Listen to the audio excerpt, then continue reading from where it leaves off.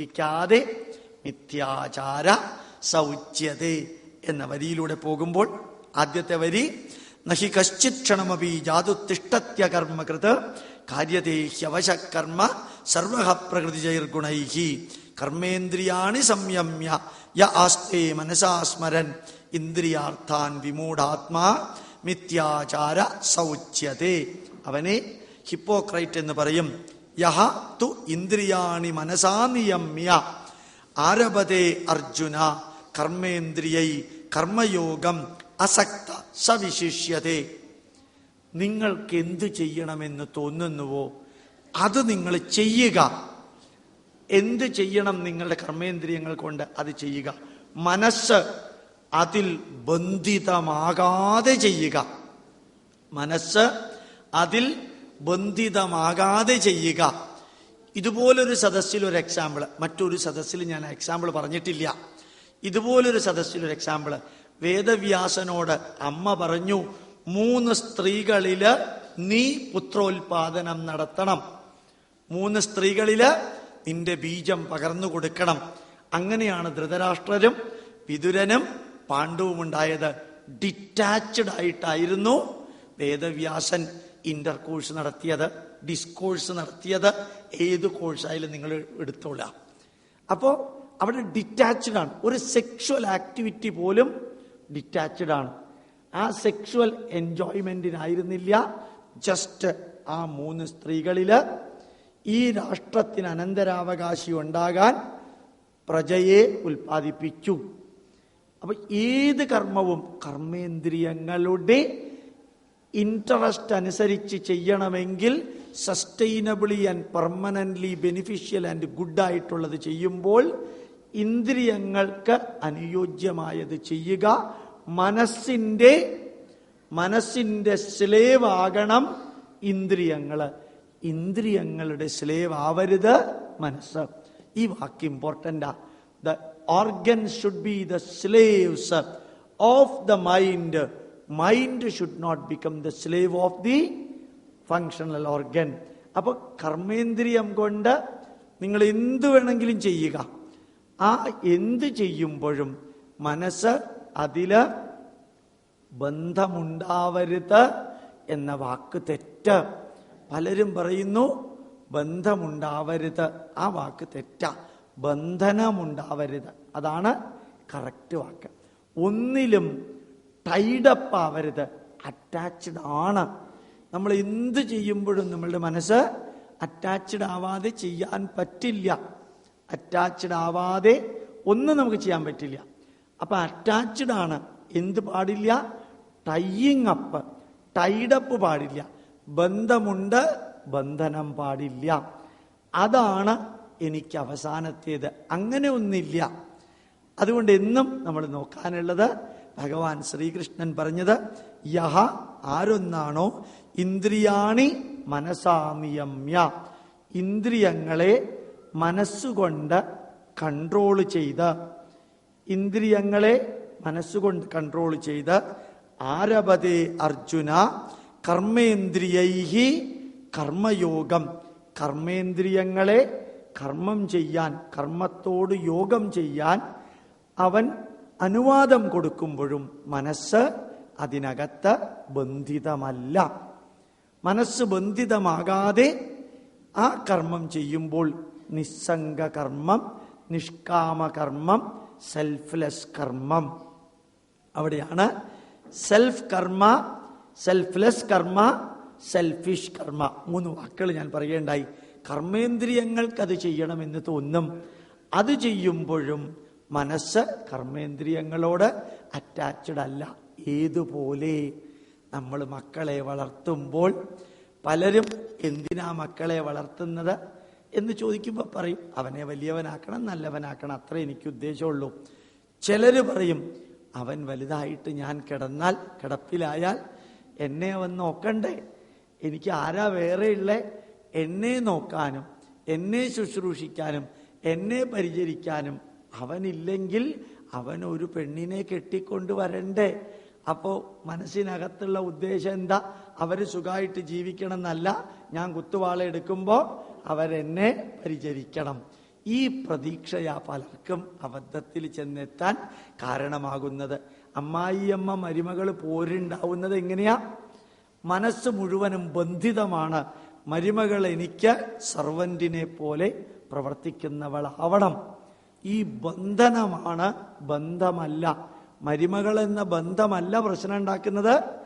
മരുമകളിലോടുള്ള expectations, ബന്ധനം. അവൾ അങ്ങനെ ചെയ്യണം, രാവിലെ 5 മണിക്ക് എഴുന്നേൽക്കണം, എനിക്കൊരു കപ്പ് ചായ കൊണ്ട് തരണം, കാരണം എൻ്റെ മകനെയല്ലേ അവൾ കെട്ടിയിരിക്കുന്നത്, ഞാനില്ലെങ്കിൽ അവൾക്ക് ഭർത്താവുണ്ടോ, അതുകൊണ്ട് അവള് എനിക്ക് ആവശ്യമുള്ളതെല്ലാം ചെയ്തു തന്ന്, സാധിക്കുമെങ്കിൽ എന്നെ രാവിലെ ഒന്ന് നമസ്കരിക്കുകയും കൂടി വേണം, എന്നാലേ നല്ല മരുമകളാവുള്ളൂ. ഞാൻ അവളെ എല്ലാ രീതിയിലും പരിപോഷിപ്പിച്ച് നോക്കി സംരക്ഷിച്ചു കൊള്ളാം, പക്ഷേ എന്നെ നോക്കണം. ഇത് തെറ്റോ ശരിയോ എന്ന് ഞാൻ പറയണില്ല. ഈ എക്സ്പെക്ടേഷനാണ് നമുക്ക് ജീവിതത്തിൽ പ്രശ്നം ഉണ്ടാക്കുന്നത്. മോഡേൺ മാനേജ്മെന്റ് പ്രകാരം എക്സ്പെക്ടേഷനും ഡിസയേഴ്സും നീഡ്സും വാണ്ട്സും വിഷസും ഇല്ലാതെ ലോകമില്ല. ആഗ്രഹങ്ങളും അതുപോലെ തന്നെ പ്രതീക്ഷകളും അതുപോലെ തന്നെ ഓരോന്നിനോടുമുള്ള അറ്റാച്ച്മെന്റും വേണം. എന്താ കാരണം? ഒരു ഡിസയർ തീർന്നാൽ അടുത്ത ഡിസയർ വരണം, അടുത്ത ആഗ്രഹങ്ങൾ വരണം. ആഗ്രഹമില്ലാത്ത ജീവിതം എന്ന് പറയുന്നത് യൂസ്ലെസ് ജീവിതമാണ്. ആഗ്രഹങ്ങളാണ് മനുഷ്യനെ പ്രവർത്തിക്കാൻ നിർബന്ധിതമാക്കുന്നത് എന്ന് മോഡേൺ മാനേജ്മെന്റ് പറയും. ആഗ്രഹങ്ങൾ കേറി കേറി കേറി കേറി ഒരിക്കല് ഗോദ്രേജ് കമ്പനിയുടെ മാനേജിംഗ് ഡയറക്ടർ, ടോപ്പ് മാൻ, ഗോദ്രേജ് കമ്പനിയുടെ, അദ്ദേഹം ഒരു ഹോട്ടൽ തുടങ്ങി ബോംബെയിൽ. കോയമ്പത്തൂർ ആര്യവൈദ്യ ഫാർമസിയിലെ ഡോക്ടർ രാംകുമാറിനെ ക്ഷണിച്ചു വിളിച്ചു വരുത്തി പറഞ്ഞു, ഇവിടെ ഈ ഹോട്ടലില് ആയുർവേദത്തിന്റെ സ്പാ തുടങ്ങണം. സ്പാ എന്ന് കേട്ടിട്ടുണ്ടോ? ആയുർവേദത്തിന്റെ മസാജ്, അങ്ങനെ കുറേ ഉണ്ട്. സ്പാ തുടങ്ങണം. ഈ ഗോദ്രേജിന്റെ MD പറയാനുള്ളതെല്ലാം പറഞ്ഞു കഴിഞ്ഞപ്പോ ലാസ്റ്റ് ചോദിച്ചു, ആർക്ക് വേണ്ടിയാ ഈ വലിയ 5 സ്റ്റാർ ഹോട്ടലിൽ സ്പാ തുടങ്ങുക? അത് ടോപ്പ് മാനേജേഴ്സിന്, IASകാർക്ക്, കളക്ടർമാർക്ക്. അവർക്ക് പകലൊന്നും സമയം കിട്ടില്ല, അവർക്ക് രാത്രിയെ സമയം കിട്ടുള്ളൂ ആയുർവേദ ട്രീറ്റ്മെന്റിനും പിഴിച്ചിലിനും എല്ലാം. അപ്പം രാത്രി ചെയ്യണം. ഉടനെ ഡോക്ടർ രാംകുമാർ പറഞ്ഞു, ആയുർവേദത്തിൽ സൂര്യൻ അസ്തമിച്ചു കഴിഞ്ഞാൽ വലിയ ട്രീറ്റ്മെന്റ് ഇല്ല, സൂര്യൻ ഉദിച്ചു കഴിഞ്ഞാൽ ട്രീറ്റ്മെന്റ് അസ്തമിക്കുന്നതിന് മുമ്പ് മിക്കവാറും ട്രീറ്റ്മെന്റുകളെല്ലാം തീരും. അപ്പൊ ഗോദ്രേജിന്റെ MD പറഞ്ഞു, ഞാൻ രാത്രിയാണല്ലോ സ്പായിലൂടെ പിഴിച്ചിലും ഞവരക്കിഴിയും എല്ലാം എടുക്കുക, I am very healthy, so you can follow that. അപ്പൊ ഡോക്ടർ രാംകുമാർ പറഞ്ഞു, അങ്ങയുടെ ഹെൽത്തിന്റെ ഡെഫിനിഷൻ അല്ല ആയുർവേദത്തിന്റെ ഹെൽത്തിന്റെ ഡെഫിനിഷൻ. അങ്ങയുടെ ഹെൽത്തിന്റെ ഡെഫിനിഷൻ അല്ല ആയുർവേദത്തിന്റെ ഹെൽത്തിന്റെ ഡെഫിനിഷൻ. അദ്ദേഹം ചോദിച്ചു, then you tell me one definition for health. Ramkumar പറഞ്ഞു, 16 ക്വാളിറ്റി ഉള്ളവനാണ് ഹെൽത്തി എന്ന് പറയാം. അതിലൊന്നാമത്തെ ക്വാളിറ്റി, കിടന്നുറങ്ങാൻ പോയാൽ കിടന്ന ഉടനെ ഉറക്കം വരണം. അപ്പൊ ഗോദ്രേജിന്റെ MD പറഞ്ഞു, oh that is very difficult. I am getting sleep at 4:30 in the morning. Even though I sleep at 11 o'clock, I get sleep only at 4:30. Tell me next condition. Correct 4:30-5 മണിക്ക് ഉണരാൻ സാധിക്കണം. Oh that is very difficult. I use to get up at 11 o'clock. It is very difficult. പിന്നെ tell me the third condition. Last, don't tell all the 16, the third also. ഉണർന്നു കഴിഞ്ഞാൽ ടോയ്ലറ്റിൽ പോകുമ്പോൾ bowels easily clean ആവണം. That is the most sophisticated problem for me. MD പറഞ്ഞു, എൻ്റെ ബവൽസ് clean ആവില്ല, ടോയ്ലറ്റിലേക്ക് പോകുന്നത് ശരിയാവാറില്ല, നിരന്തരം ത്രിഫല ഗുളിക കഴിച്ചാലേ ശരിയാവുള്ളൂ. അപ്പൊ 16 കണ്ടീഷനിൽ ആദ്യത്തെ 3 you are out, you are out. പിന്നെ ഇങ്ങനെ ഹെൽത്ത് ആവുക. അയാൾക്കത് ഭയങ്കര ഷോക്കായിരുന്നു. ഇതാണ് ആയുർവേദമല്ലേ എന്ന് പറഞ്ഞ് സ്പാ തുടങ്ങണ്ടെന്ന് പറഞ്ഞു. 1 വർഷം കഴിഞ്ഞ്, 1 വർഷമല്ല 11 10 മാസങ്ങൾ കഴിഞ്ഞ് ഈ ഡോക്ടർ രാംകുമാറിനെ വിളിച്ചു പറഞ്ഞു, I am not getting sleep at all, can you do something? കരഞ്ഞോണ്ടാണ് ഫോണിൽ വിളിച്ചത്. I am not getting sleep at all, can you do something? I am sending you the flight ticket for coming from Coimbatore to Bombay. അങ്ങനെ ticket അയച്ചു കൊടുത്തു. Doctor Ramkumar അവിടെ ചെന്നു, കിടക്കാൻ പറഞ്ഞു. ആ ഗോദ്രേജിൻ്റെ MD കിടന്ന് ഇദ്ദേഹം ലളിതാ സഹസ്രനാമം അതിൻ്റെ ശ്ലോകം 20 മിനിറ്റ് കൊണ്ട് സാവധാനത്തിൽ വായിച്ചു. ഡോക്ടർ രാംകുമാർ എന്ന ആയുർവേദ വൈദ്യരെ ഡോക്ടർ ലളിതാ സഹസ്രനാമം വായിച്ചു. അത് തീരുമ്പോൾ ഗോദ്രേജ് MD ഡീപ്പ് സ്ലീപ്പാ, ഒന്നും അറിയാത്ത രീതിയിൽ അങ്ങോട്ട് ഉറങ്ങാം, ഡീപ്പ് സ്ലീപ്പ്. ഒരു 3-4 മണിക്കൂർ കഴിഞ്ഞ് എഴുന്നേറ്റ് പറയുക, 1 മാസമായി ഉറങ്ങിയിട്ട്, ഇന്നാണ് പൂർണ്ണമായിട്ട് സുഖമായിട്ട് ഉറങ്ങിയത്. ഡോക്ടർ രാംകുമാർ ഒന്നും പറഞ്ഞില്ല. Can you start such an Ayurveda in this 5-star hotel എന്ന് പറഞ്ഞപ്പോൾ പറഞ്ഞു, ഈ ലളിതാ സഹസ്രനാമവും ദേവി മഹാത്മ്യവും കേൾക്കാൻ ആരും ഉണ്ടാവില്ല, അതുകൊണ്ട് നിങ്ങൾ 5-star ഹോട്ടലിലൂടെ പോവുക, ഞങ്ങൾ ആയുർവേദത്തിലൂടെ പോകാം. ഇത് ഞാനിവിടെ പറഞ്ഞത്, മനുഷ്യൻ അവൻ്റെ ഇന്ദ്രിയങ്ങളെ മനസ്സുകൊണ്ട് നിയന്ത്രിച്ച് മനസ്സ് ഈ ലോകത്തിൽ ഉഴലാൻ ശ്രമിച്ചാൽ അവൻ ഇന്ദ്രിയങ്ങളെ കൺട്രോൾ ചെയ്യുന്നത് കൊണ്ട് അർത്ഥമില്ല.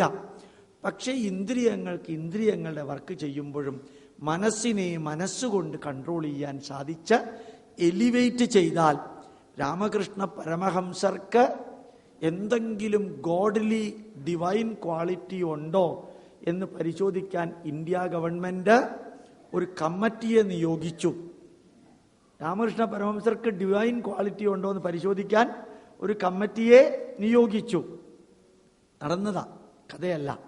അവിടെ ചെന്ന് രാമകൃഷ്ണ പരമഹംസറുടെ ആക്ഷൻ ഇവരെല്ലാം നോക്കിയിരുന്നു. ഇങ്ങനെ രാമകൃഷ്ണ പരമഹംസർ അത് ബോധറേ ചെയ്തില്ല. വൈകുന്നേരം രാമകൃഷ്ണ പരമഹംസർ ഇത്തിരി വെള്ളം കുടിക്കുന്ന സമയത്ത് പറഞ്ഞു, അങ്ങയിൽ ഡിവൈൻ ക്വാളിറ്റി ഉണ്ടോ എന്ന് പരിശോധിക്കാനാണ് ഈ 4 പ്രൊഫസർമാർ വന്നിരിക്കുന്നത്. ആണോ? അവർക്ക് ചായ കൊടുത്തോ?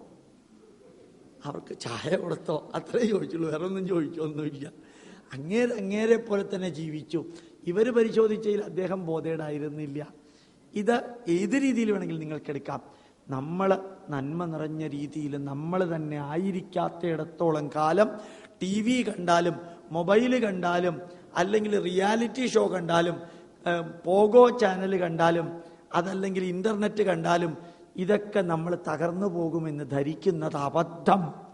നമ്മുടെ മക്കൾ തകർന്നു പോകുമെന്ന് ധരിക്കുന്നത് അബദ്ധം.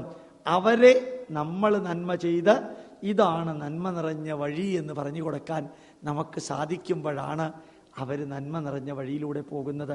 നമ്മൾ തെറ്റായ വഴിയിൽ കൂടെ പോയിട്ട് ഞാനോ കുത്തുവാളയെടുത്തു, നീയെങ്കിലും കുത്തുവാളയെടുക്കാതിരിക്കാനാണ് മകനെ ഞാനിത് പറയുന്നത് എന്ന് പറഞ്ഞാൽ മക്കൾ അനുസരിക്കില്ല. അവിടെ കൃഷ്ണൻ വളരെ ഭംഗിയായിട്ട് പറയുന്നു, ഇന്ദ്രിയാണി മനസാ നിയമ്യ ആരഭതേ അർജുന കർമ്മേന്ദ്രിയൈ കർമ്മയോഗം. കർമ്മേന്ദ്രിയങ്ങള് കർമ്മവുമായിട്ട് യോഗം ചെയ്യുമ്പോൾ അസക്ത, ഡിറ്റാച്ച്ഡ്, ബന്ധനമില്ലാതെ കർമ്മേന്ദ്രിയങ്ങള് കർമ്മം ചെയ്യട്ടെ. സഹ വിശിഷ്യത്തെ, അതാണ് സുപ്പീരിയർ. മനസ്സിനെ കൺട്രോൾ ചെയ്യൽ മാത്രമല്ല, മനസ്സ് എങ്ങനെയാണോ ഡിറ്റാച്ച്ഡായി കർമ്മേന്ദ്രിയം കർമ്മത്തിൽ യോഗം ചെയ്യാൻ, ഇന്ദ്രിയങ്ങൾ കൊണ്ട് ഏത് കർമ്മം ചെയ്യുമ്പോഴും നമ്മൾ മനസ്സുകൊണ്ട് അറ്റാച്ച്ഡ് അല്ല. മക്കളെ വളർത്തുമ്പോൾ അവർക്ക് നന്മ വരണം, അവർ തനിക്ക് എന്തെങ്കിലും ചെയ്തു തരണം എന്നല്ല.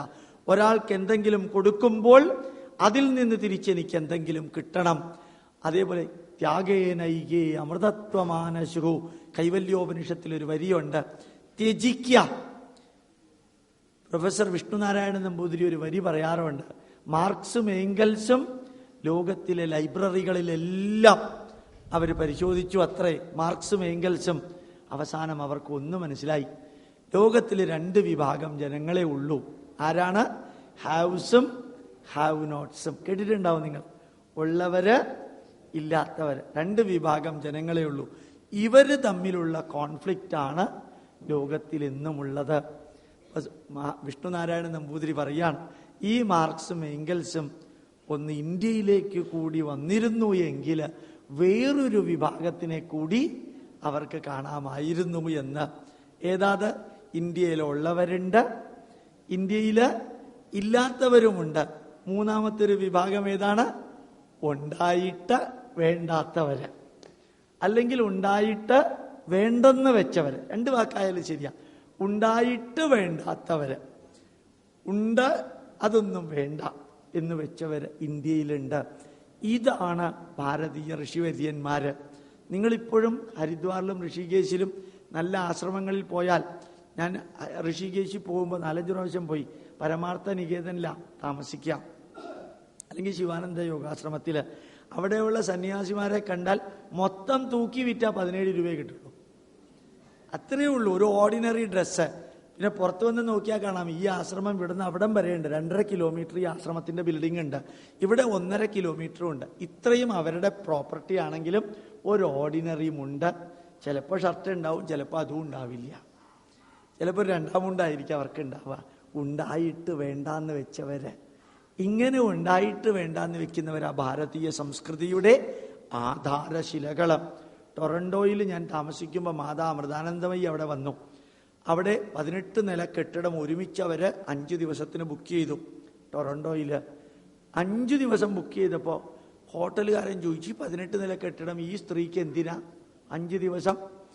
അപ്പൊ ആരോ കൂട്ടത്തിലുള്ള ബാബു സഹദേവനും എല്ലാവരും പറഞ്ഞു, കുറേ പേര് അമ്മയെ കാണാൻ വരും, അവരൊക്കെ അമ്മയുമായിട്ട് അവരുടെ ദുഃഖം പങ്കുവെക്കും, അതിന് അവർക്ക് താമസിക്കാനും ഭക്ഷണത്തിനും ഒക്കെ വേണ്ടിയിട്ടാണ്. അയാൾക്ക് മനസ്സിലായേയില്ല. അയാൾക്കറിയാം ഈ ഹോട്ടല് ഇവർ കൊളാക്കുന്ന.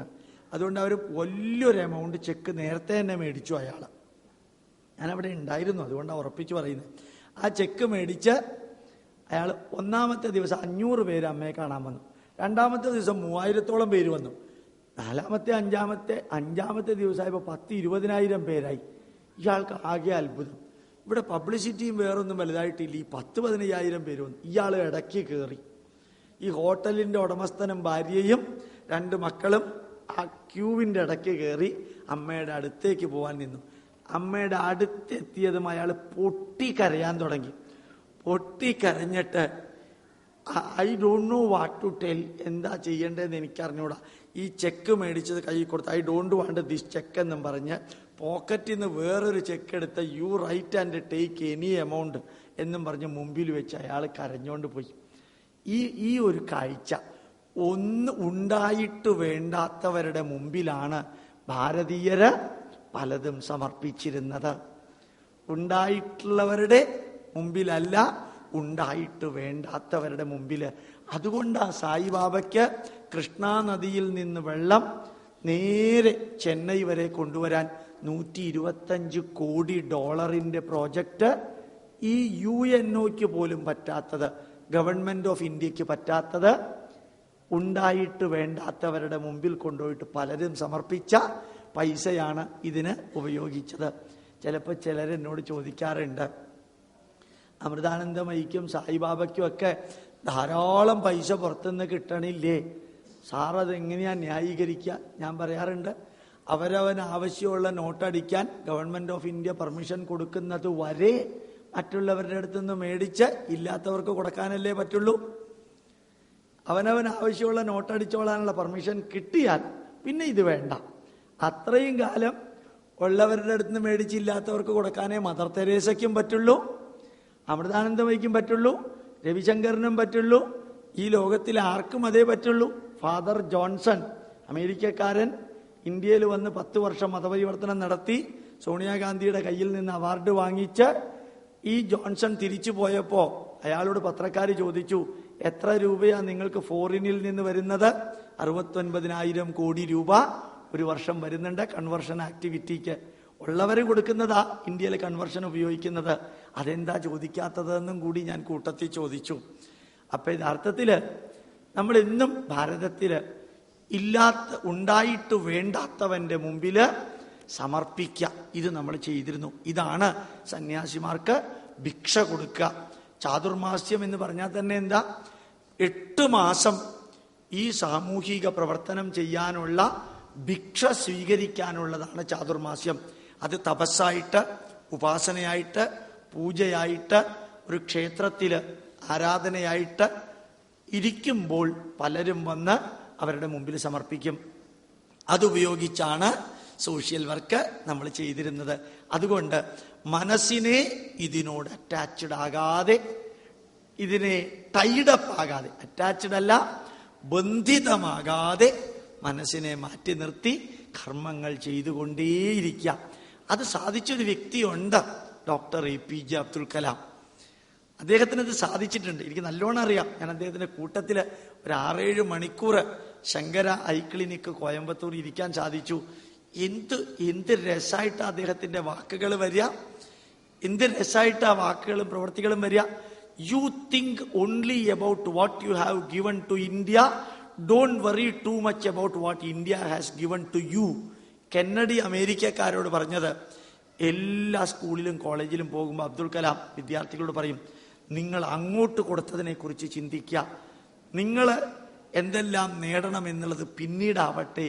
Dream is not the one what you are seeing when you are sleeping, it is the one which is not allowing you to sleep. ഡ്രീമിന്റെ ഡെഫിനിഷൻ കൊടുത്തത് Abdul Kalam. Dream is not the one what you are seeing when you are sleeping. നിങ്ങൾ ഉറങ്ങുമ്പോൾ കാണുന്നതല്ല സ്വപ്നം, നിങ്ങളെ ഉറങ്ങാൻ അനുവദിക്കാത്തതാണ് സ്വപ്നം. എന്നുവെച്ചാൽ നിരന്തരം പ്രവർത്തിച്ചു കൊണ്ടേയിരിക്കുക. ഇതാണ് ഭഗവാൻ ശ്രീകൃഷ്ണൻ പറഞ്ഞത്. ഡ്രക്കർ പറഞ്ഞത് കുറച്ചു മുമ്പ് പറഞ്ഞു, U gift your effort, your energy and your knowledge to the organization and the nation. The nation will reward you at the end. The organization will reward you at the end. PF Drucker തന്നെ പറഞ്ഞ വേറൊരു വരിയുണ്ട്. When you purchase a material from a shop, for the price you are giving, you are getting the material. For the satisfaction you are getting, you are paying the value for that. Satisfaction is connected with the value, price is connected with the material. ഇത് നല്ല കോമ്പിനേഷനാണ്. Price is connected with the material, satisfaction is connected with the value. നല്ലൊരു വരിയ, ഓർമ്മിക്കേണ്ടതാ എന്താണ് value എന്നറിയാൻ. ഇത് കൃഷ്ണൻ പറയുന്നു, നിങ്ങൾ ഏത് കർമ്മം വേണമെങ്കിലും ചെയ്യുക, പക്ഷേ അതിൽ ബന്ധിതരാകരുത്. അതിൽ ബന്ധിതരാകരുത് എന്ന വാക്കിന് ഒരു എക്സ്പ്ലനേഷൻ കൂടി പറയട്ടെ. എന്താ മനുഷ്യന്റെ ലെവൽ അറിയോ? 2 പ്രാവശ്യം പറഞ്ഞാലേ മനസ്സിലാവുള്ളൂ. ശൂദ്രൻ, അതിൻ്റെ മുകളിൽ വൈശ്യൻ, അതിൻ്റെ മുകളിൽ ക്ഷത്രിയൻ, അതിൻ്റെ മുകളിൽ ബ്രാഹ്മണൻ, അതിൻ്റെ മുകളിൽ സന്യാസി, അതിൻ്റെ മുകളിൽ ഋഷി, അതിൻ്റെ മുകളിൽ മഹർഷി, അതിൻ്റെ മുകളിൽ ഹംസ ഋഷി, അതിൻ്റെ മുകളിൽ പരമഹംസ ഋഷി, അതിൻ്റെ മുകളിൽ പരമഹംസ പരിവ്രാജക ഋഷി. ലാസ്റ്റാണ് പരമഹംസ പരിവ്രാജകൻ. ഇത് മെന്റൽ ആറ്റിറ്റ്യൂഡാ. അയാളുടെ ശരീരത്തിൻ്റെ അല്ല, മെന്റലാണ്. ഞാൻ ഏറ്റവും താഴ്ന്നവനാണ്, മറ്റുള്ളവരെ സഹായിക്കുന്നവനാണ്, എനിക്ക് എൻ്റേതായിട്ടൊന്നും വികസിപ്പിക്കാൻ സാധ്യമല്ല എന്ന തോന്നലുണ്ടാവുന്നവൻ ശൂദ്രൻ. വ്യാവഹാരിക ലോകത്തിൽ എനിക്ക് നിലനിൽക്കാൻ പറ്റും എന്ന് വിചാരിക്കുന്നവൻ വൈശ്യൻ. എനിക്ക് എന്നെയും എൻ്റേതിനെയും പ്രൊട്ടക്റ്റ് ചെയ്യാൻ സാധിക്കും എന്ന് വിചാരിക്കുന്നവൻ ക്ഷത്രിയൻ. എനിക്ക് അറിവ് നേടി അറിവ് കൊടുക്കാൻ സാധിക്കുമെന്ന് വിചാരിക്കുന്നവൻ ബ്രാഹ്മണൻ. എൻ്റെ കയ്യിലുള്ളത് ത്യജിക്കാൻ എനിക്ക് വിഷമമില്ല എന്ന് ചിന്തിക്കുന്നവൻ സന്യാസി. ഈ അറിവ് ഉണ്ടാക്കി കൊടുക്കാൻ സാധിക്കും. ഉള്ളത് പഠിച്ചു കൊടുക്കലല്ല, പഠിച്ചതിൽ നിന്ന് വീണ്ടും ഉണ്ടാക്കി പുതിയ അറിവുണ്ടാക്കി എനിക്ക് കൊടുക്കാൻ സാധിക്കും ഋഷി. അങ്ങനെ അറിവ് നേടി പുതിയതുണ്ടാക്കി മറ്റുള്ളവർക്ക് കൊടുക്കുന്നവരെ കൂട്ടിച്ചേർത്ത് വലിയ സംഭാവന ചെയ്യാൻ സാധിക്കുമെന്നുള്ളവൻ മഹർഷി. പിന്നെ ലോകത്തിൽ നന്മയും തിന്മയുമുണ്ട്, അതിൽ നന്മകൾ മാത്രം എടുക്കുന്നവൻ ഹംസ ഋഷി. ആ നന്മകൾ മാത്രം എല്ലാത്തിലും കാണാൻ സാധിക്കുന്നവൻ പരമഹംസ ഋഷി. ഒന്നിനോടും ബന്ധനമില്ലാതെ നിരന്തരം കറങ്ങിക്കൊണ്ടിരിക്കുന്നവൻ പരമഹംസ പരിവ്രാജക ഋഷി. ഒരു ഗ്രാമത്തില് ഒരു ദിവസമേ തങ്ങാൻ പാടുള്ളൂ. പരമഹംസ പരിവ്രാജകൻ ഒരു ഗ്രാമത്തില് ഒരു ദിവസം, ഒരു ക്ഷേത്രത്തില് 2 ദിവസം, ഒരു പട്ടണത്തില് 3 ദിവസം, കാട്ടില് ഒരു പ്രത്യേക സ്ഥലത്ത് 4 ദിവസത്തിൽ കൂടുതൽ തങ്ങാൻ പാടില്ല. എന്താ കാരണം? തങ്ങിയാൽ ആ സ്ഥലവുമായിട്ട് ഇയാള് ബന്ധിതനാവും. തങ്ങിയാൽ ആ സ്ഥലവുമായിട്ട് ബന്ധിതനാവും. ഏഷ്യാനെറ്റിൽ ഒരിക്കല് ഒരു കാഴ്ച കണ്ടു, വിശ്വസിച്ചാലും ഇല്ലെങ്കിലും നല്ല രസ. ഒരാള് പീഡിയത്തിണ്ണയിൽ കിടന്ന് ഉറങ്ങാം. കുറെ പേര് വായിച്ചു, ഇയാൾ കുറെ ദിവസമായി കിടക്കുന്നു, മരിച്ചോ ഇല്ലയോ നോക്കിയപ്പോൾ മരിച്ചിട്ടില്ല. അയാള് എഴുന്നേറ്റിരുന്നപ്പോ അയാൾ കൈകൊണ്ട് ഇങ്ങനെ കാണിച്ചു. ഇപ്പൊ ഒരാള് ഒരു ബോട്ടിൽ പിക്കിളും കൊണ്ട് വീട്ടിലേക്ക് പോവാ. ഇയാളുടെ കയ്യിൽ പിക്കിൾസ് മാത്രമേ ഉണ്ടായിരുന്നുള്ളൂ.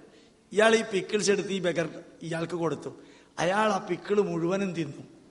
ഇത് കണ്ട് മറ്റേവന് ഷോക്കടിച്ചു, ഒരു പിക്കിൾ ഒന്നുമില്ലാണ്ട് തിന്നേ. അപ്പൊ മറ്റുള്ളവർ പറയാൻ തുടങ്ങി, ഇത്രയും പിക്കിള് തിന്നിട്ടും ഒരു കുഴപ്പമില്ലാത്ത ആള്, അയാൾ ചോറൊന്നും തിന്നാറില്ല, പിക്കിള് മാത്രമേ തിന്നാറുള്ളൂ. അടുത്ത ആളും പിക്കിള് കൊണ്ടുവന്നു, എല്ലാവരും പിക്കിള് കൊണ്ടുവന്നു. കുറെ കഴിഞ്ഞ് ബോട്ടിൽ കണക്കിന് പിക്കിളായി. അയാൾ അപ്പോഴത്തെ വിശപ്പ് കൊണ്ട് തിന്നതായി സാധനം. അല്ലെങ്കിൽ മുളക് ഇത്ര അകത്തേക്ക് കയറുമോ ഏതൊരു മനുഷ്യന്റെയും. 5 ദിവസം കഴിഞ്ഞപ്പോ പിക്കിളിന് പകരം 5 രൂപ, 10 രൂപ, 100 രൂപ വരെ വീഴാൻ തുടങ്ങി. അയാൾ അവിടുന്ന് പോയേയില്ല. ഒരു സിദ്ധനായി. ഇപ്പോ ഇരുന്ന സ്ഥലത്തിനോടുള്ള അറ്റാച്ച്മെന്റും അയാളോട് മറ്റുള്ളവർക്ക് അറ്റാച്ച്മെന്റും ഇയാൾക്ക് മറ്റുള്ളവരോടുള്ള അറ്റാച്ച്മെന്റും എന്തായി തീർന്നു? ഇത് ഏഷ്യാനെറ്റിൽ കാണിച്ചതാ. ഞാൻ ഉണ്ടാക്കിയ കഥയൊന്നുമല്ല ഇത്. ഇത് തന്നെയാണ്. ആൽമരത്തിന്റെ ചുവട്ടിലിരുന്നാൽ രാവിലെ ഇരിക്കുമ്പോൾ നല്ല സുഖം, ഉച്ചയ്ക്ക് എണീക്കാൻ തോന്നണില്ല, നല്ല കാറ്റുണ്ട്. ആ ഇരിപ്പിടത്തോട് ബന്ധമായി രാമകൃഷ്ണ പരമഹംസന്റെ ലെവലേ എത്തിയുള്ളൂ എന്ന് പറയാറുണ്ട്.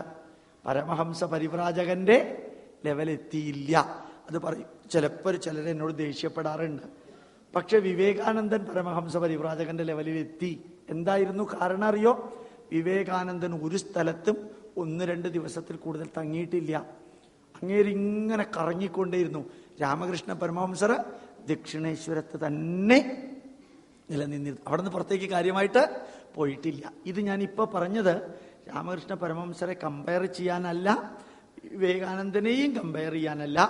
നമ്മുടെ ഇന്ദ്രിയങ്ങൾ എപ്പോഴും ഏതിനോടെങ്കിലും ടൈഡപ്പ് ആവാൻ ശ്രമിക്കും. നിങ്ങൾക്കറിയാം, ഒരു വീട്ടിൽ 2ാമത്തെ പ്രാവശ്യം നിങ്ങൾ പോയാൽ ആദ്യത്തെ പ്രാവശ്യം പോകുമ്പോൾ ഏത് കസേരയിലാണോ ഇരുന്നത് അതേ കസേരയിലേക്ക് നിങ്ങളുടെ ശരീരം നിങ്ങളെ കൊണ്ടുപോകും.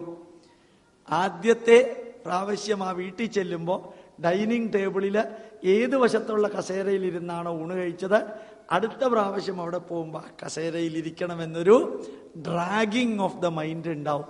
അപ്പൊ എല്ലാത്തിനോടും അറ്റാച്ച്ഡ് അല്ല, ടൈഡപ്പ് ആവാൻ നമ്മുടെ മനസ്സ് ശ്രമിക്കുമ്പോൾ ഓർമ്മിക്കുക, ആ ടൈയിങ് അപ്പ് നിയമ്യ കൺട്രോൾ ചെയ്ത് ഇന്ദ്രിയങ്ങൾക്ക് എവിടെ ഇരിക്കണമോ അവിടെ ഇരിക്കാനുള്ള അനുവാദം കൊടുക്കുക.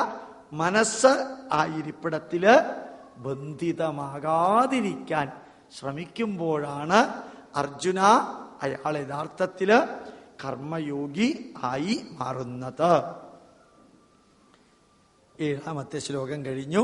അടുത്തത് 8ാമത്തേത്. ഭക്ഷണത്തിന് ശേഷം നമുക്കിരിക്കാം. സാവധാനത്തിൽ ലിഷേർലി ഭക്ഷണം കഴിക്കുക. സമയമുണ്ട്, ടെൻഷനൊന്നും എടുക്കണ്ട. ഉച്ചയ്ക്ക് സ്വാഭാവികമായും ജീവിതത്തിൽ കുറേ പുസ്തകങ്ങൾ ഇൻസ്റ്റിറ്റ്യൂട്ടിൻ്റെ ഇവിടെയും അവിടെയുമുണ്ട്. ഒരു വേദമെങ്കിലും ഈ ജന്മത്തിൽ നിങ്ങൾ കേൾക്കണം. ഒരു ദൗത്യം. ആ വേദത്തിൻ്റെ കോപ്പി എടുത്ത് നിങ്ങൾ മറ്റുള്ളവർക്ക് നിരന്തരം കൊടുക്കണം. അതൊരു ദൗത്യമായിട്ട് ഏറ്റെടുക്കണം. നിങ്ങൾക്ക് ഏത് വേദമാണോ, ഋഗ്വേദം, കൃഷ്ണയജുർവേദം, ശുക്ലയജുർവേദം, രാവിലെയും വൈകുന്നേരവും ഇവിടെ വെക്കുന്നത് വേദമന്ത്രങ്ങളാണ്. ആ വേദമന്ത്രങ്ങൾ കേൾക്കണം. പഠിക്കണം എന്ന് ഞാൻ പറയണില്ല, കേൾക്കണം. അത് മറ്റുള്ളവരെയും കേൾപ്പിക്കാൻ, ഹിന്ദുവിനും ക്രിസ്ത്യാനിക്കും മുസൽമാനും എല്ലാ രാഷ്ട്രീയ ഭാഗത്തിൽപ്പെട്ടവർക്കും കേൾപ്പിക്കാൻ സാധിക്കണം. ലിഷർലി കറങ്ങി ഇങ്ങനെ എല്ലാ സ്ഥലമൊക്കെ നോക്കിയിട്ട് നമുക്ക് തിരിച്ച് 1:30 ഇവിടെ അസംബിൾ ചെയ്യാം. ചോദ്യങ്ങൾ. പ്രഭോ സേവാവൃത ഭക്ത്യാ വയം സംപ്രാർത്ഥയാമഹേ കല്യാണാർത്ഥം സ്വരാഷ്ട്രസ്യ പ്രസാരാർത്ഥം സ്വസംസ്കൃതേ വിശ്വസ്യ അഭ്യുദയോയേന പ്രജാനാം ച രക്ഷണം സർവത്ര സർവദാ ശാന്തി സമാധാനം ച സർവദാ. ഓം ശാന്തി ശാന്തി ശാന്തി. സേവാവൃതരായ ഞങ്ങള് ഭക്തിപുരസ്സരം ഈശ്വര പ്രാർത്ഥിക്കുന്നു. എൻ്റെ രാഷ്ട്രത്തിൻ്റെ നന്മയ്ക്കും എൻ്റെ സംസ്കാരത്തിൻ്റെ നിലനിൽപ്പിനും പ്രചാരണത്തിനും ലോകത്തിലെല്ലായിടത്തും ശാന്തിക്കും എൻ്റെ രാഷ്ട്രത്തിൻ്റെ പ്രജകൾക്ക് ശാശ്വതമായ നന്മ വരുത്താനും എന്നുമെന്നും എന്നിലൂടെ സാധിക്കണമേ ജഗദീശ്വര. ശാന്തിയും സമാധാനവും എല്ലായിടത്തും വിശ്വസ്യാഭ്യുദയോയേന വിശ്വത്തിൻ്റെ ലോകത്തിൻ്റെ അഭ്യുന്നതിക്ക് വേണ്ടി ശാന്തിയും സമാധാനവും നിലനിർത്താൻ എനിക്ക് സാധിക്കുമാറാകണമേ ജഗദീശ്വര എന്നാണ് അതിൻ്റെ അർത്ഥം. പ്രണാമം. സാവധാനത്തിൽ ഊണ് കഴിച്ച് സാവധാനത്തിൽ വരിക. നമസ്കാരം. എന്തുകൊണ്ട് കർമ്മം ചെയ്യാതെ ഈ പ്രപഞ്ചത്തില് ഒന്നിനും നിലനിൽക്കാൻ സാധ്യമല്ല. ജീവനുള്ളതിനും ജീവനില്ലാത്തതിനും കർമ്മം ചെയ്തേ മതിയാവൂ. നഹി കശ്ചിത് ക്ഷണമപി ജാതുത്തിഷ്ഠത്യ കർമ്മകൃത്. ഈ പ്രപഞ്ചത്തിലുള്ള വായുവിനും വെള്ളത്തിനും അഗ്നിക്കും വൃക്ഷങ്ങൾക്കും ജന്തുക്കൾക്കും ജീവനുള്ളതിനും ജീവനില്ലാത്തതിനും എല്ലാത്തിനും നിരന്തരം കർമ്മം ചെയ്തേ ഭൂമിയിൽ നിലനിൽക്കാൻ സാധിക്കുള്ളൂ. കാരണം അവയ്ക്കെല്ലാം ചെയ്തു തീർക്കേണ്ട ഒരു കർമ്മമുണ്ട്. ആ കർമ്മം പ്രകൃതി അതിന് നിശ്ചയിച്ചിരിക്കുന്നതാണ്. ഓക്സിജന് ഒരു റോളുണ്ട്, നൈട്രജന് ഒരു റോളുണ്ട്, കാർബൺ ഡൈ ഓക്സൈഡിന് വേറൊരു റോളുണ്ട്, നൈട്രിക് ആസിഡിന് ഒരു റോളുണ്ട്, അടയ്ക്കയ്ക്ക് ഒരു റോളുണ്ട്, തേങ്ങയ്ക്ക് ഒരു റോളുണ്ട്. ഈ ലോകത്തിലുള്ള സർവ ആറ്റത്തിനും മോളിക്യൂളുകൾക്കും അഗ്രിഗേറ്റ് മോളിക്യൂളുകൾക്കുമെല്ലാം ഈ ഭൂമിയിൽ ചെയ്തു തീർക്കാനുള്ള ഒരു റോൾ ഉള്ളത് കൊണ്ട് അവയ്ക്ക് അത് ചെയ്തേ മതിയാവൂ. കർമ്മം ചെയ്യാതെ നിലനിൽക്കാൻ സാധ്യമല്ല. അതേ സമയത്ത് പലരും കർമ്മം ചെയ്യുന്നു. ഏത് രീതിയിൽ ചെയ്യുന്നു? കർമ്മേന്ദ്രിയങ്ങളെ ഇങ്ങനെ തുറന്നു വിട്ട്, മനസ്സിനെയും തുറന്നു വിട്ട് ചിലർ കർമ്മം ചെയ്യുന്നു. അവര് സ്വയം നശിക്കുന്ന രീതിയിൽ പോകുന്നു. അത് കോമൺ ആയിട്ട് കാണുന്നു. പക്ഷെ ഇവിടെ ശ്രീകൃഷ്ണൻ പറയുന്നു, കർമ്മേന്ദ്രിയങ്ങളെ ശക്തിയായി നിയന്ത്രിച്ച്, കർമ്മേന്ദ്രിയങ്ങളെ ബൈ ഫോഴ്സ് നിയന്ത്രിച്ച് മനസ്സിനെ ഇതിലെല്ലാം രമിക്കാൻ വിട്ടുകൊണ്ട് അകത്ത് ഇതെല്ലാം വേണമെന്നുണ്ട്, പുറത്ത് ഇതെല്ലാം ആർട്ടിഫിഷ്യലി നിയന്ത്രിക്കുകയും ചെയ്യുന്ന ഒരു അവസ്ഥയിലൂടെ പോകുന്നത് അവരെ ഒരു വിഡ്ഢികളാണ്. അയാളെ ഹിപ്പോക്രൈറ്റ് എന്ന് പറയുന്നു. ഇടയ്ക്ക് ഈ വരി മനസ്സിലാക്കാൻ എളുപ്പത്തിലൊരു ഉദാഹരണം പറയാം. എല്ലാവരും മെച്യൂർഡ് ആയതുകൊണ്ട് പറയുന്നതാണ്, ഈ പ്രായത്തിലുള്ളവരായതുകൊണ്ട്. ഡോക്ടർ രാമൻ സാറിനെ കുറിച്ച് ഞാൻ നേരത്തെ ഒരു എക്സാമ്പിൾ പറഞ്ഞല്ലോ. ഈ രാമൻ സാർ ഒരിക്കൽ ഇവിടെ വന്ന് ക്ലാസ് എടുത്തപ്പോൾ പറയുകയുണ്ടായി, ഞാൻ പല പള്ളികളിലും ക്ലാസ് എടുക്കാൻ അദ്ദേഹം പോകാറുണ്ട്. ചർച്ചിൽ പോകാറുണ്ട്, മസ്ജിദിൽ പോകാറുണ്ട്, ആശ്രമങ്ങളിൽ പോകാറുണ്ട്. പല അച്ഛന്മാരും, മൗലവിമാർ ചോദിക്കാറില്ല, അവർക്ക് വലിയ കുഴപ്പമില്ല. അച്ഛന്മാർക്കും സന്യാസിമാരും ഡോക്ടർ രാമൻ്റെ അടുത്ത് വന്ന് പറയാറുണ്ട് അത്രേ, ചില സ്ത്രീകൾ കാല് തൊട്ട് നമസ്കരിക്കുമ്പോൾ അറിയാതെ വികാരങ്ങൾ അങ്ങ് വിജൃംഭിക്കുകയാണ്. ഇത് കൺട്രോൾ ചെയ്യാൻ ഏതെങ്കിലും തരത്തിലുള്ള ടാബ്ലറ്റുകൾ ഉണ്ടോ എന്ന് ചോദിക്കുന്നു. ഇത് ശരിക്കും ചോദിച്ചിരിക്കുന്നൊരു ചോദ്യമാണ്. ഞാൻ ആ ഡോക്ടർ രാമൻ്റെ വരികൾ അതേപോലെ നിങ്ങളോട് പറയാം. അപ്പോൾ ഒരു പുരുഷന്റെ ശരീരത്തിലെ ഫങ്ഷണൽ ഓർഗൻസ്, സെൻസറി ഓർഗൻസ് മനസ്സുകൊണ്ട് കടിച്ചു പിടിച്ച് നിയന്ത്രിച്ചില്ലെങ്കിൽ functional organs beyond the level of control ആവും. അതുകൊണ്ടാണ് ഭാരതത്തില് വിവാഹം കഴിക്കാതെ സന്യാസത്തിന് പോകരുതെന്ന് പറയുന്നത്. ഭാരതത്തിൽ വിവാഹം കഴിച്ചതിന് ശേഷം ഗൃഹസ്ഥം കഴിഞ്ഞിട്ടാണ് സന്യാസവും വാനപ്രസ്ഥവും. മനുഷ്യന്റെ ഇന്ദ്രിയങ്ങളെ കടിഞ്ഞാണിട്ട് പിടിച്ചു നിർത്താൻ വളരെ കുറച്ചു പേർക്കേ പറ്റുള്ളൂ. സ്വാമി വിവേകാനന്ദന് പറ്റിയെന്ന് വരാം, രാമകൃഷ്ണ പരമഹംസർക്ക് പറ്റിയെന്ന് വരാം, ശങ്കരാചാര്യർക്ക് പറ്റിയെന്ന് വരാം, മഹർഷി അരവിന്ദന് പറ്റിയെന്ന് വരാം, രമണ മഹർഷിക്ക് പറ്റിയെന്ന് വരാം. അത് സാധാരണക്കാർക്ക് സാധ്യമല്ല. സാധാരണക്കാര് കാവ്യവസ്ത്രം ഉടുത്തത് കൊണ്ട് സന്യാസിയാവണമെന്ന് നിർബന്ധമില്ല. കാരണം sensory organs and functional organs go beyond the control of mind. അങ്ങനെ മനസ്സ് കൊണ്ട് ഇതെല്ലാം രമിക്കുകയും ഇന്ദ്രിയങ്ങളെ കടിഞ്ഞാണിട്ട് നിയന്ത്രിക്കുകയും ചെയ്യുന്നതിന് പകരം കൃഷ്ണൻ എന്താണ് ഓപ്ഷൻ കൊടുത്തത്? മനസ്സിനെ കൺട്രോൾ ചെയ്ത് ഈ ഇന്ദ്രിയങ്ങളെ നെഗറ്റീവ് അല്ലാത്ത കർമ്മങ്ങളിലൂടെ കടന്നു പോകാൻ നോൺ അറ്റാച്ച്ഡ്, ടൈപ്പ് ഇല്ലാതെ, ബന്ധനമില്ലാതെ പ്രവർത്തിക്കാൻ അനുവദിക്കുകയാണ് നല്ലത്. അതായത് മനസ്സിനെ തുറന്നു വിടുകയും ശരീരത്തെ നിയന്ത്രിക്കുകയും ചെയ്യുന്നതിന് പകരം, ശരീരത്തെ നിയന്ത്രിച്ച് മനസ്സിനെ തുറന്നു വിടുന്നതിന് പകരം മനസ്സിനെയും നിയന്ത്രിക്കുക, അതേ സമയത്ത് ഇന്ദ്രിയങ്ങളെ പോസിറ്റീവ് കർമ്മത്തിന് ചെയ്യാനായിട്ട് ഇന്ദ്രിയങ്ങൾക്ക് ഡിറ്റാച്ച്ഡ് ആയിട്ട്, അഥവാ ബന്ധനമില്ലാതെ ആ കർമ്മങ്ങൾ ചെയ്യാൻ ഇതാക്കുക. ഏതുപോലെ ഒരു ജഡ്ജി ഒരാളോടും വാശിയും പകയുമില്ലാതെ ഒരാളെ തൂക്കിക്കൊല്ലാൻ വിധിക്കുന്നു എങ്കിൽ നമ്മൾ പറയോ ജഡ്ജിക്ക് അയാളോടുള്ള പക തീർത്തതാന്ന്? നമ്മൾ പറയില്ല. ഇന്ദിരാഗാന്ധിയെ വധിച്ച വ്യക്തിയെ തൂക്കിക്കൊല്ലാൻ വിധിച്ച ജഡ്ജിക്ക് അയാളോട് വല്ല പകയുണ്ടോ? അയാളുടെ പകയൊന്നുമില്ല. അപ്പൊ അയാൾ ഡിറ്റാച്ച്ഡ് ആണ്, ആ വ്യക്തിയോട് ടൈഡപ്പ് അല്ല. ഇന്ദിരാഗാന്ധിയെ കൊന്നതിനുള്ള പ്രതിഷേധവും അയാൾക്കില്ല, ജഡ്ജിക്കില്ല. ജഡ്ജി നിയമം വായിച്ച് അതിനെ വിലയിരുത്തിയിട്ട് വിധി പ്രഖ്യാപിച്ചു. അപ്പോ ഒരു ടെററിസ്റ്റ് ആരെയെങ്കിലും ഹിറ്റ് ലിസ്റ്റിൽ ഇടുന്നതും ഒരു ജഡ്ജി ആരെയെങ്കിലും തൂക്കിക്കൊല്ലാൻ വിധിക്കുന്നതും തമ്മിൽ എന്താ വ്യത്യാസം?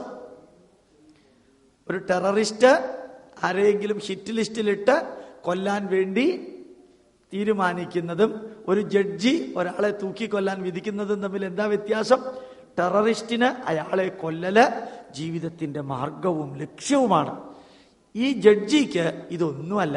അയാൾക്ക് ആ കസേരയിൽ ഇരിക്കുന്നിടത്തോളം ബന്ധനമില്ലാതെ അയാൾ ചെയ്തു തീർക്കേണ്ട കർമ്മം മാത്രം.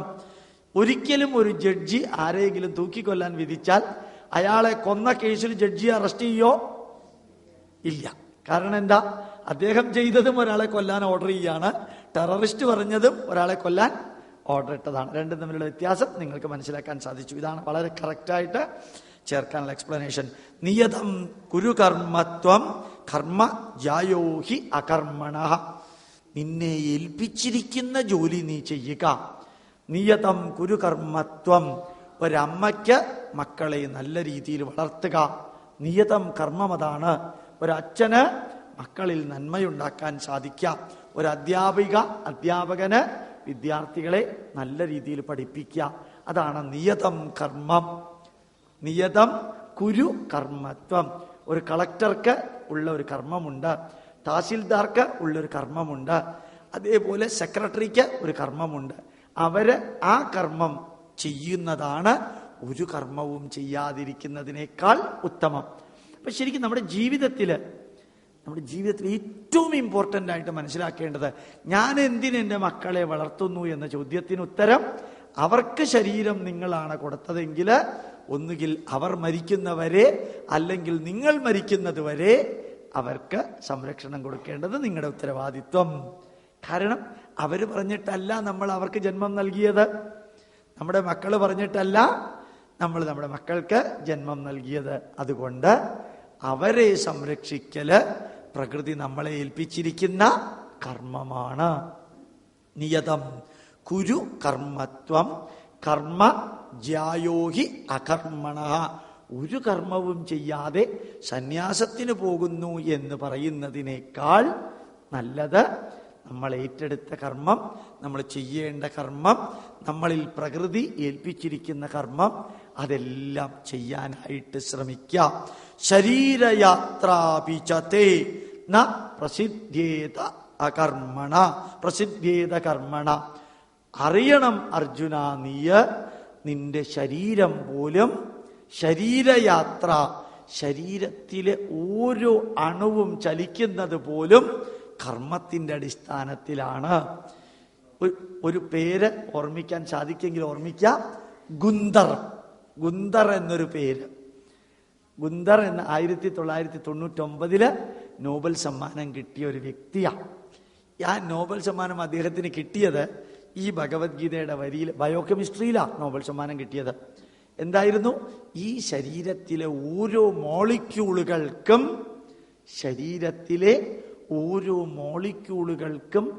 അറിയാം ആ മോളിക്യൂള് എങ്ങനെ ഉണ്ടാവണം, എങ്ങനെ ഉണ്ടാക്കണം, അതെന്താവശ്യത്തിന് ഉപയോഗിക്കണം. മനസ്സിലായില്ലല്ലോ?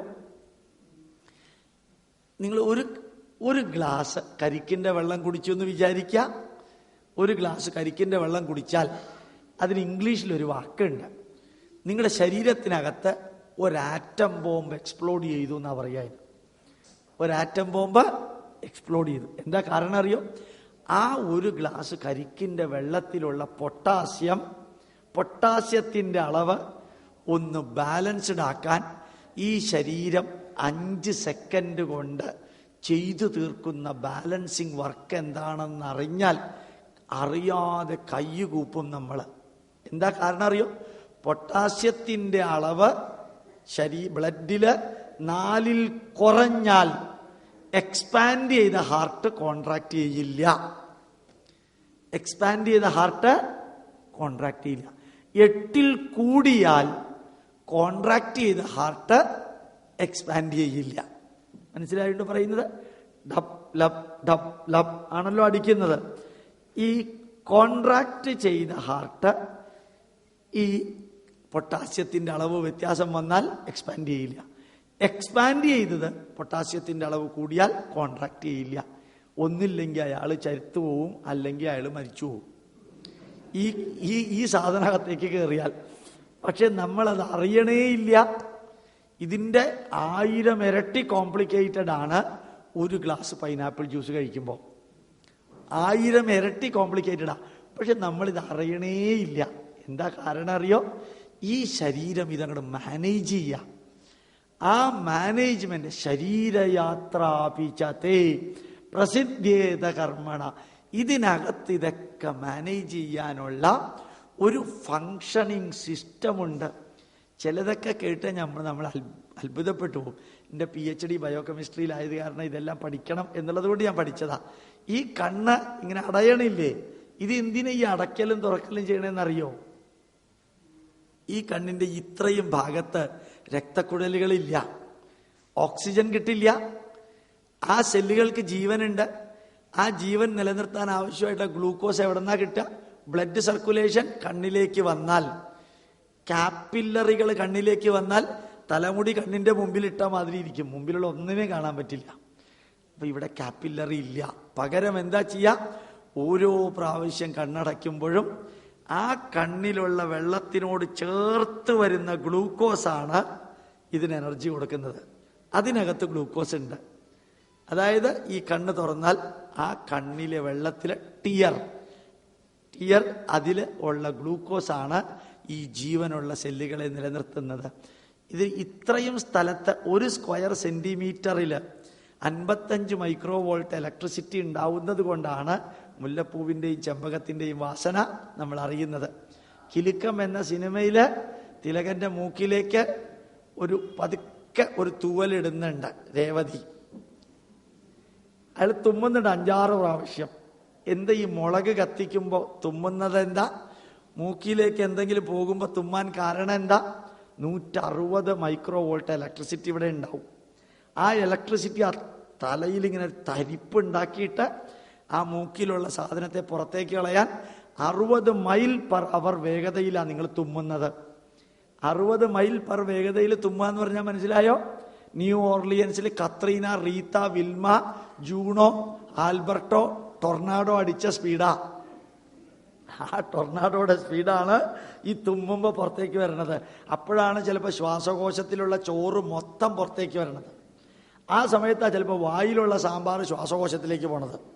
എപ്പിഗ്ലോട്ടിസ് തുറന്ന് അതൊക്കെ വരുമ്പോൾ ഈ മൂക്ക് ഇങ്ങനെ എരിഞ്ഞ് കണ്ണിൽ നിന്ന് വെള്ളം വരാൻ കാരണം എന്താ? കണ്ണിലെ വെള്ളം വന്നിട്ട് വേണം മൂക്കിലൂടെ പുറത്തേക്ക് വന്നിട്ട് ഈ സാധനം കഴുകിക്കളയാൻ. അത് കഴിഞ്ഞവിടെ തുമ്മുന്നത്, ചീറ്റുന്നത് എന്തൊരു മെക്കാനിസം ആ ശരീരത്തിൽ നടക്കുന്നത്. ഇതെല്ലാം കൂടി പഠിച്ചു കഴിഞ്ഞാൽ അവസാനം നിങ്ങൾക്കൊന്ന് മനസ്സിലാവും. കണ്ണാടിയുടെ മുമ്പിൽ പോയിരുന്ന അഹം ബ്രഹ്മാസ്മി ആ ലെവലെത്തും. ഈ ബയോകെമിസ്ട്രി വെറുതെ പഠിച്ചാൽ മതി. തോർപ്പയുടെ പുസ്തകമുണ്ട്, സിമ്പിൾ ബയോകെമിസ്ട്രി. തോർപ്പെ THORPE, നല്ല പുസ്തകം, ലോ പ്രൈസ്ഡ് എഡിഷൻ, 10, 30, 40 രൂപയേ ഉള്ളൂ. വലിയ പുസ്തകം. അത് വായിച്ചാൽ ഈ ഭഗവത്ഗീതയുടെ ഈ വാക്കിന്റെ അർത്ഥം മനസ്സിലാവും. ഏതാണ്? ശരീരയാത്രാഭിചിരേ പ്രസിദ്ധേത കർമ്മണ. ഞാൻ ഇന്ന് രാവിലെ തുടങ്ങുമ്പോൾ 7 പോയിന്റ് പറഞ്ഞത് ഓർമ്മയുണ്ടോ? 7 point. Absolute knowledge, relative knowledge, അത് കഴിഞ്ഞ് സെൽഫ് കർമ്മ, സെൽഫിഷ് കർമ്മ, സെൽഫ്ലെസ് കർമ്മ. ഇപ്പുറത്ത് പറഞ്ഞത് തിയറട്ടിക്കൽ സ്പിരിച്വാലിറ്റി, അപ്ലൈഡ് സ്പിരിച്വാലിറ്റി, അല്ലേ? Basic theoretical spirituality, applied spirituality, അല്ലെങ്കിൽ തിയറട്ടിക്കൽ ഡിവോഷൻ, അപ്ലൈഡ് ഡിവോഷൻ. ഇതിലെ ഫസ്റ്റ്, ഈ കർമ്മയോഗത്തിലെ ഫസ്റ്റ് പറഞ്ഞത് എന്താണ്? സെൽഫ് കർമ്മ, അല്ലേ? Selfless, selfish, self. ഈ ശരീരത്തിലെ എല്ലാം പുറത്ത് നിന്ന് ആരുടെയും ഇൻസ്ട്രക്ഷൻ കൊണ്ടല്ല നടക്കുന്നത്. പുറത്തുനിന്ന് ഒരാളുടെയും ഇൻസ്ട്രക്ഷൻ ഇല്ല. ഞാൻ ചിലപ്പോൾ തമാശന് പറയാറുണ്ട്, ഒരു ഗ്ലാസ് ട്യൂബ് എടുക്കുക, ഗ്ലാസ് ട്യൂബ്, എന്നിട്ട് ചപ്പാത്തി 2 വെള്ളത്തിൽ മുക്കിയിട്ട് ഈ അറ്റത്തിടുക. വിഷമമുണ്ടോ? Glass tube, plain glass tube എടുത്ത് ചപ്പാത്തി 2 വെള്ളത്തിൽ മുക്കിയിട്ട് ഈ അറ്റത്തിട്ട് ഒരു കോല് കൊണ്ട് കുത്തുക. നടുക്കെത്തുമ്പോൾ പിന്നെ അത് നീങ്ങില്ല. ഉറപ്പാണോ?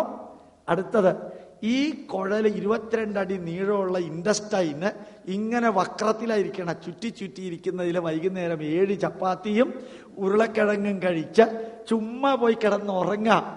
പിറ്റേ ദിവസം രാവിലെ കഴിച്ച ചപ്പാത്തി 22 അടി നീളത്തിൽ ഇപ്പുറത്ത് എത്തിക്കഴിഞ്ഞിട്ടുണ്ട്. ഗ്ലാസ് ട്യൂബിലൂടെ പോവാത്ത ചപ്പാത്തി ഈ വളഞ്ഞു പുളഞ്ഞ ഇൻഡസ്റ്റൈനിൽ കൂടെ പോയി. എങ്ങനെ പോയി? അത് തന്നെ. എങ്ങനെ പോയി എന്നുള്ള ചോദ്യമൊന്നുമില്ല. ഒരു കുഴപ്പമില്ലാതെ 40,000 മോളിക്കുലർ വെയിറ്റുള്ള ഡൈജസ്റ്റീവ് എൻസൈമുകൾ വന്ന് ഈ ചപ്പാത്തിയെ മിനിറ്റുകൾ കൊണ്ട് ദഹിപ്പിച്ച് അതിനെ വേറൊന്നാക്കി മാറ്റി അതിനെ അപ്പുറത്ത് കൂടെ ആറ്റത്തേക്ക് കൊണ്ടുവന്നത് ആര് ചെയ്തു? ചപ്പാത്തി ദഹിപ്പിക്കാൻ ഏത് എൻസൈമാ വേണ്ടതെന്ന് നിങ്ങൾക്കറിയോ? അറിഞ്ഞൂടാ. ആർക്കറിയാം? ശരീരത്തിനറിയാം. ഈ ശരീരം എവിടെ ചെന്നാ ഇത് പഠിച്ചത്? സെയിന്റ് ഫ്രാൻസിസ് ലോവർ പ്രൈമറി സ്കൂളിൽ ചെന്നട്ടാ പഠിച്ചിട്ടില്ല. ഇതിനറിയാം. എങ്ങനെ അറിയാം? അറിയാം. അത് തന്നെ. ഇപ്പൊ ശരീരയാത്രാപിച്ചതേ പ്രസിദ്ധി. 60,000 കിലോമീറ്റർ ദൂരം 1 മിനിറ്റിൽ ചോര സഞ്ചരിക്കുന്നു. ഈ അയോഡിൻ ഭക്ഷണത്തിൽ നിന്നെടുത്ത് കറക്റ്റ് തൈറോയിഡിന്റെ അടുത്ത് അത് എത്തിക്കും. കറക്റ്റ് തൈറോയിഡിന്റെ അടുത്ത് കൊണ്ടുപോയിട്ട് ഈ ബ്ലഡ് എത്തിക്കും. ഓക്സിജൻ വലിച്ചെടുത്ത് ഓരോ സെല്ലിലും കൊണ്ടുപോയി എത്തിക്കും. അയേൺ വലിച്ചെടുത്ത് ബോൺ മാരോവിൽ കൊണ്ടെത്തിച്ച് ഹീമോഗ്ലോബിൻ ഉണ്ടാക്കും. എങ്ങനെ? ചോരയ്ക്ക് ജീവനില്ലല്ലോ കുട്ടി, പിന്നെ എങ്ങനെയാ ഇത് എത്തിക്കണേ? അത് എത്തിക്കുന്നു. അത് തന്നെ. ആ കർമ്മം ചെയ്യാൻ ശരീരത്തിന് സാധിക്കും. അത് ശരിക്കും ഇങ്ങനെ ആലോചിച്ചുകൊണ്ട് പോയി കഴിഞ്ഞാൽ എന്ത് രസാറിയോ? മനുഷ്യന് ശരീരത്തിനകത്ത് ഒന്നിലും ഒരു കൺട്രോളും ഇല്ല. പുറത്തും വലിയ കൺട്രോളൊന്നും ഇല്ല. ഉണ്ടെന്ന് ധരിച്ചോണ്ട് നടക്കാണ്. ഈ കറുത്ത തലമുടിയൊക്കെ വെളുത്ത് കഴിഞ്ഞാൽ പിന്നെ ഗോദ്രേജിന്റെ ഡൈ ഇല്ലെങ്കിൽ പോക്കാം. ഈ വെളുത്തതിനെ കറുത്താക്കാൻ പറ്റുമോ ആർക്കെങ്കിലും? 32 പല്ലിൽ ഒരെണ്ണം പോവണ്ടെന്ന് നിങ്ങൾ പറഞ്ഞാൽ പല്ല് കേൾക്കുമോ? അത് പോവും. പിന്നെ പ്ലാസ്റ്റിക് പല്ലൊക്കെ വെക്കാം. പിന്നെ തൊലിയൊക്കെ പോയി കഴിഞ്ഞാൽ ലാക്ടോ കലാമിനോ, ഇപ്പൊ ഒരു നമ്പൂതിരിയുടെ ഒരു പുതിയ ഓയിലുണ്ട്, അതൊന്നും തേച്ചേക്കല്ലേ കേട്ടോ. വെറുതെ മനുഷ്യനെ പറ്റിക്കല, മൊത്തം പറ്റിക്കല. അത് പറ്റിക്കാൻ നമ്മൾ നിന്നു കൊടുക്കുകയും ചെയ്യുന്നു. അതാണ് അതിനേക്കാളും കഷ്ടം. ഏതായാലും ഇതൊന്നും മനുഷ്യന് ഒരു കൺട്രോളും ഇല്ല. ഇതെല്ലാം കൂടി കഴിയുമ്പോഴാണ് നമുക്കൊന്ന് മനസ്സിലാവുന്നത്. ഒന്നും സാരമില്ല കുട്ടി. എന്താ സാരമില്ലാത്തത്? സാരം ഉണ്ടായിട്ട് സാരമില്ല. സാരം ഉണ്ടായിട്ടും വലിയ കാര്യമൊന്നുമില്ല. പോണേ, ഒരു ദിവസം പോവണ്ടേ? എന്തൊക്കെ ഡ്രസ് ഇട്ടാലും, ജനകോടികളുടെ വിശ്വസ്ത സ്ഥാപനത്തിൽ നിന്ന് മാലയൊക്കെ മേടിച്ചിട്ടാലും ഒരു ദിവസം പോകണം. ആ പോക്കാണ് നമ്മളുടെ മനസ്സിൽ ഇല്ലാത്തത്. യക്ഷന്റെ കഥ അറിയാലോ ഇല്ലേ? യക്ഷന്റെ തടാകത്തിൽ വെള്ളം കുടിക്കാൻ പാണ്ഡവർ വന്നിട്ട് യക്ഷൻ ചോദിച്ച ചോദ്യങ്ങൾക്കൊന്നും മറ്റു പാണ്ഡവർ ഉത്തരം പറയാതെ ധർമ്മപുത്രരോട് പറഞ്ഞു, നീ വിവേകമുള്ളവനാണ്, ഞാൻ ചോദിക്കുന്ന ചോദ്യത്തിന് ഉത്തരം പറയാതെ എന്റെ തടാകത്തിൽ വെള്ളം കുടിക്കരുത്. ആദ്യത്തെ ചോദ്യം എന്തായിരുന്നു? ലോകത്തിലെ മഹാത്ഭുതങ്ങളില് ഏറ്റവും വലിയ അത്ഭുതം എന്ത്? നല്ല ചോദ്യം. 128 ചോദ്യമുണ്ട്. ഇൻസ്റ്റിറ്റ്യൂട്ട് പബ്ലിഷ് ചെയ്തിട്ടുണ്ട്. ഇതിഹാസങ്ങളെ എങ്ങനെ വിലയിരുത്തണം എന്നൊരു ചെറിയ പുസ്തകമുണ്ട്, അതിലുണ്ടത്. 128 ചോദ്യം. അതില് എന്താണ് ലോകത്തിലെ മഹാത്ഭുതം? ഈഫൽ ടവർ അല്ല പറഞ്ഞത്, ചെരിഞ്ഞിരിക്കുന്ന പിസാഗോപുരം അല്ല പറഞ്ഞത്. ധർമ്മപുത്രൻ അത് പറയാതിരിക്കാൻ കാരണം എന്താ? ഒരു പിസാഗോപുരം ഉണ്ടാക്കാൻ കേരളത്തിലെ PWD എഞ്ചിനീയറോട് പറഞ്ഞാൽ അത് തന്നെത്താനെ ചെരിഞ്ഞോളും. അത് അത്രയും വലിയ അത്ഭുതമൊന്നുമല്ല. ലോകത്തിലെ ഏറ്റവും വലിയ അത്ഭുതം എന്ന് പറയുന്നത് എന്താണ്? അനുനിമിഷം മനുഷ്യൻ പലരും മരിക്കുന്നത് കൺമുമ്പിൽ കണ്ടിട്ടും തനിക്ക് മരണമുണ്ടെന്ന് ഓർമ്മിക്കുന്നില്ല. അതാണ് ലോകത്തിൽ ഏറ്റവും വലിയ മഹാത്ഭുതം. എന്തെല്ലാം മരിക്കുന്നു, ജീവികൾ മരിക്കുന്നു, മരം, പക്ഷി, പശു കൊല്ലാൻ കൊണ്ടുപോകുന്നു, അതിനെല്ലാം മരണമുണ്ടെന്നറിയാം. എനിക്ക് മരണമുണ്ടെന്ന് ഞാൻ ഓർക്കുന്നില്ല. അതാണ് ലോകത്തിലെ ഏറ്റവും വലിയ മഹാത്ഭുതം എന്ന് ധർമ്മപുത്രർ പറയുന്നു. 128 ചോദ്യത്തിനും ഉത്തരം പറയുന്നു. എന്തൊരു ഇന്റലക്ച്വൽ ക്വസ്റ്റ്യനാണെന്നറിയാം. അതൊക്കെ വായിക്കുമ്പോഴാണ് നമുക്ക് തോന്നുന്നത് നമ്മുടെ പൂർവികർ എന്തു ബുദ്ധിവൈഭവമുള്ളവരായിരുന്നു. അതെല്ലാം ഈ തലച്ചോറിനകത്താണ് നിലനിൽക്കുന്നത്. അതുകൊണ്ട് നിയതം കുരുകർമ്മത്വം കർമ്മജ്യായോഹ്യ കർമ്മണ ശരീരയാത്രാഭിചതേ ന പ്രസിദ്ധേത കർമ്മണ. ശരീരത്തിന്റെ ഓരോ സെല്ലും പ്രവർത്തിക്കുന്നത് അതിനകത്തുള്ള ഇൻഹറന്റ് ആയിട്ടുള്ള ആക്ടിവിറ്റിയാണ്. യജ്ഞാർത്ഥാത് കർമ്മണോന്യത്ര ലോകോയം കർമ്മബന്ധന. വളരെ അർത്ഥവത്തായൊരു ത്യാഗമനോഭാവത്തോടുകൂടി, യജ്ഞമനോഭാവത്തോടുകൂടി, അങ്ങോട്ട് ഇങ്ങോട്ടൊന്നും പ്രതീക്ഷിക്കാതെ അങ്ങോട്ട് കൊടുക്കുന്ന മനോഭാവത്തോടുകൂടി അല്ലാത്ത പ്രവർത്തനങ്ങളിലെല്ലാം മനുഷ്യൻ ടൈഡപ്പാണ്, മനുഷ്യൻ കർമ്മബന്ധിതനാണ്. നമ്മൾ എനിക്ക് വേണ്ട ത്യാഗമനോഭാവത്തോടുകൂടി കൊടുക്കാം. ആ കർമ്മത്തിൽ നമ്മൾ ബന്ധിതരല്ല, ആ കർമ്മത്തിൽ നമ്മൾ ടൈഡപ്പല്ല. അല്ലാതെ എന്തു കൊടുത്താലും നമ്മൾ അതിൽ ടൈഡപ്പാണ്. അപ്പൊ യജ്ഞാർത്ഥാത് കർമ്മണോന്യത്ര, യജ്ഞഭാവത്തോടുകൂടി ത്യാഗഭാവത്തോടുകൂടി ചെയ്യുന്ന കർമ്മം ഒഴികെയുള്ള കർമ്മം, ത്യാഗഭാവത്തോടുകൂടി ചെയ്യുന്ന കർമ്മങ്ങൾ അല്ലാത്ത കർമ്മത്തിൽ ഈ കർത്താവ് ചെയ്യുന്ന വ്യക്തി ബന്ധിതനാണ്, ടൈഡപ്പാണ്. അതുകൊണ്ട് തദർത്ഥം കർമ്മകൗന്തേയ മുക്തസംഗ സമാചര. 21ാം നൂറ്റാണ്ടിൽ ജീവിതത്തിൽ പകർത്താൻ സാധിക്കുന്നതായത് ഒരു കാവ്യവസ്ത്രമുടുത്ത ഗോപാലകൃഷ്ണൻ അല്ല നിങ്ങളോട് പറയുന്നത്. അർത്ഥമറിഞ്ഞുകൊണ്ട് ഞാൻ ഉപയോഗിക്കുന്ന വാക്ക്. പ്രൊഫസർ എറിക് ബേണിന്റെ ട്രാൻസാക്ഷണൽ അനാലിസിസ് പള്ളിയിൽ ചെന്ന് പഠിച്ച എക്സ്പീരിയൻസിൽ ഞാൻ പറയുന്നു. ലോകത്തിൽ ഇന്നറിയപ്പെടുന്ന സൈക്കോളജിയിലെ വലിയ സൈക്കോളജി ബ്രാഞ്ചാണ് TA, ട്രാൻസാക്ഷണൽ അനാലിസിസ്.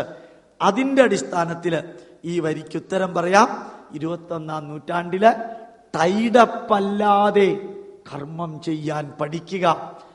ടൈഡപ്പായി കർമ്മം ചെയ്താൽ അത് ദുഃഖത്തിന് കാരണമാകും. ആ വരി മറക്കരുത്. അറ്റാച്ച്ഡ് എന്ന വാക്കാണ് എല്ലാവരും ഉപയോഗിക്കുക. കൺഫ്യൂഷൻ ഒഴിവാക്കാൻ വേണ്ടിയാണ് ഞാൻ ടൈഡപ്പ് എന്ന വാക്ക് ഉപയോഗിച്ചത്. എല്ലാ കർമ്മത്തിലും ബന്ധമുണ്ട്. ബന്ധമില്ലാതെ കർമ്മം ചെയ്യാൻ സാധ്യമല്ല. പാടില്ലാത്തത് ബന്ധമല്ല, പാടില്ലാത്തത് ബന്ധനം. പാടില്ലാത്തത് ബന്ധനം. ഈ അതിനോട് ബന്ധിതയായാൽ എനിക്ക് എൻ്റെ ഭാര്യ ഏത് സമയത്തും കാപ്പിയും ചായയും ആവശ്യമുള്ളതും എൻ്റെ ഇഷ്ടാനുസാരം എനിക്ക് ചെയ്തു തന്നില്ലെങ്കിൽ എനിക്ക് അവളോടുള്ള ബന്ധം കുറയും എന്ന വാക്ക് നമ്മൾ പറയുന്നു എങ്കിൽ അത് ബന്ധനമാണ്. അവർക്കും സ്വാതന്ത്ര്യമുണ്ട്, എനിക്കും സ്വാതന്ത്ര്യമുണ്ട്.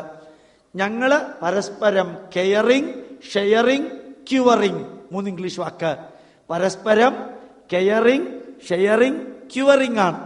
അതില് ബന്ധനങ്ങളില്ല. അവള് നാളെ ഉണ്ടാക്കുന്ന കറി എനിക്കിഷ്ടമല്ല എങ്കിൽ ഞാൻ അത് അക്കോമഡേറ്റ് ചെയ്യുന്നു. ഞാൻ പറയുന്ന വാക്കുകള് എൻ്റെ ഭാര്യ അക്കോമഡേറ്റ് ചെയ്യുന്നു, അഡ്ജസ്റ്റ് ചെയ്യുന്നു എന്ന വാക്ക് തെറ്റ്.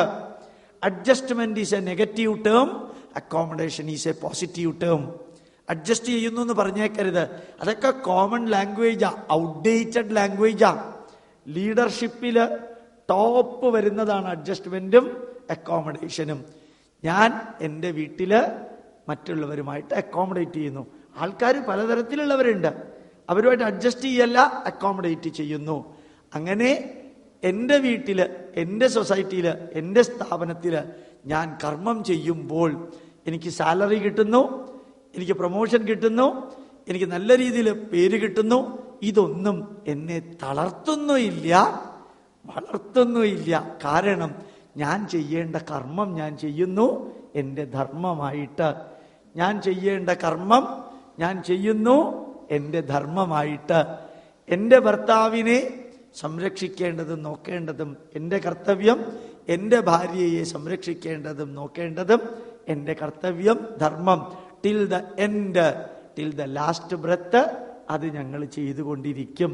അത് ബന്ധനമായാൽ എന്തു പറ്റും? കൈകേയി രഥത്തിന്റെ ചക്രത്തിന്റെ ആണി ഊരിപ്പോകാതെ അത് പിടിച്ചപ്പോൾ ദശരഥന് ഭയങ്കര സന്തോഷായി. കൈകേയിയോട് ബന്ധത്തിനപ്പുറം ബന്ധനമായി. കേറി വാഗ്ദാനം ചെയ്തു 2 വരം. അമ്മച്ചി പറഞ്ഞു പിന്നെ മേടിച്ചോളാം. ആവശ്യമില്ലാതെ കുളത്തിച്ചാടിയതല്ലേ. വേണ്ടാത്തവർക്ക് വേണ്ടാത്ത സമയത്ത് വേണ്ടാത്ത വരം കൊടുത്തു, വേണ്ടാത്ത അനുഭവിക്കാനുള്ള തലവിധിയോടുകൂടി. എന്തിനു വരം കൊടുത്തു? ഭാര്യയല്ലേ സഹായിച്ചത്. വെൽ ഡൺ എന്ന് പറഞ്ഞൊരു ഷെയ്ക്കാൻ്റെ കൊടുത്താൽ പോരായിരുന്നോ? എന്തിനാ വരം കൊടുത്തത്? കൊടുത്തു, പറ്റിപ്പോയി. ബന്ധം ബന്ധനമാവുമ്പോ പറ്റണതാ ഇതൊക്കെ. മന്ദരയ്ക്ക് എന്തുകൊണ്ട് കൈകേയിയുടെ മനസ്സ് മാറ്റാൻ സാധിച്ചു? കൈകേയി 10 പ്രാവശ്യം ആവർത്തിച്ചു പറഞ്ഞു, എടി വിഡ്ഢി, നിന്റെ നന്മയ്ക്ക് വേണ്ടിയാ ഞാൻ പറയുന്നത്. എന്തൊക്കെയാ മന്ദര കൈകേയിയെ വിളിച്ചറിയോ? കേകയ രാജാവിന്റെ മകള്, സൈന്യത്തിന് ട്രെയിനിങ് കൊടുക്കാൻ കപ്പാസിറ്റി ഉള്ളത്. കേകയ രാജാവ് സ്ഥാനത്തില്ലാതപ്പോൾ രാജ്യം ഭരിച്ച കപ്പാസിറ്റിയുള്ള കൈകേയിയെ ദാസി എടി മണ്ടി വിളിച്ചു, മൂഢയെ വിളിച്ചു, വിഡ്ഢി വിളിച്ചു. എന്തിന്റെ പുറത്ത്? എനിക്ക് നിന്നോട് ബന്ധനമുണ്ടെന്ന് കാണിക്കാൻ. ബന്ധമുണ്ടെന്ന് കാണിക്കാനല്ല, ആ ബന്ധനമാണ് കൈകേയിക്കും സുമിത്രയ്ക്കും കൗസല്യയ്ക്കും ഭർത്താവിനെ നഷ്ടപ്പെടാൻ കാരണമായത്. ഞാൻ വിവരിക്കണ്ടല്ലോ. ഭർത്താവിനെ നഷ്ടപ്പെടാൻ കാരണമായത് എൻ്റെ മകനെ രാജാവാക്കണമെന്നൊരു വാശി കാരണം ഒരു ഹാർട്ട് അറ്റാക്ക് വന്ന് തീർന്നു. യജ്ഞാർത്ഥാത് കർമ്മണോന്യത്ര ലോകോയം.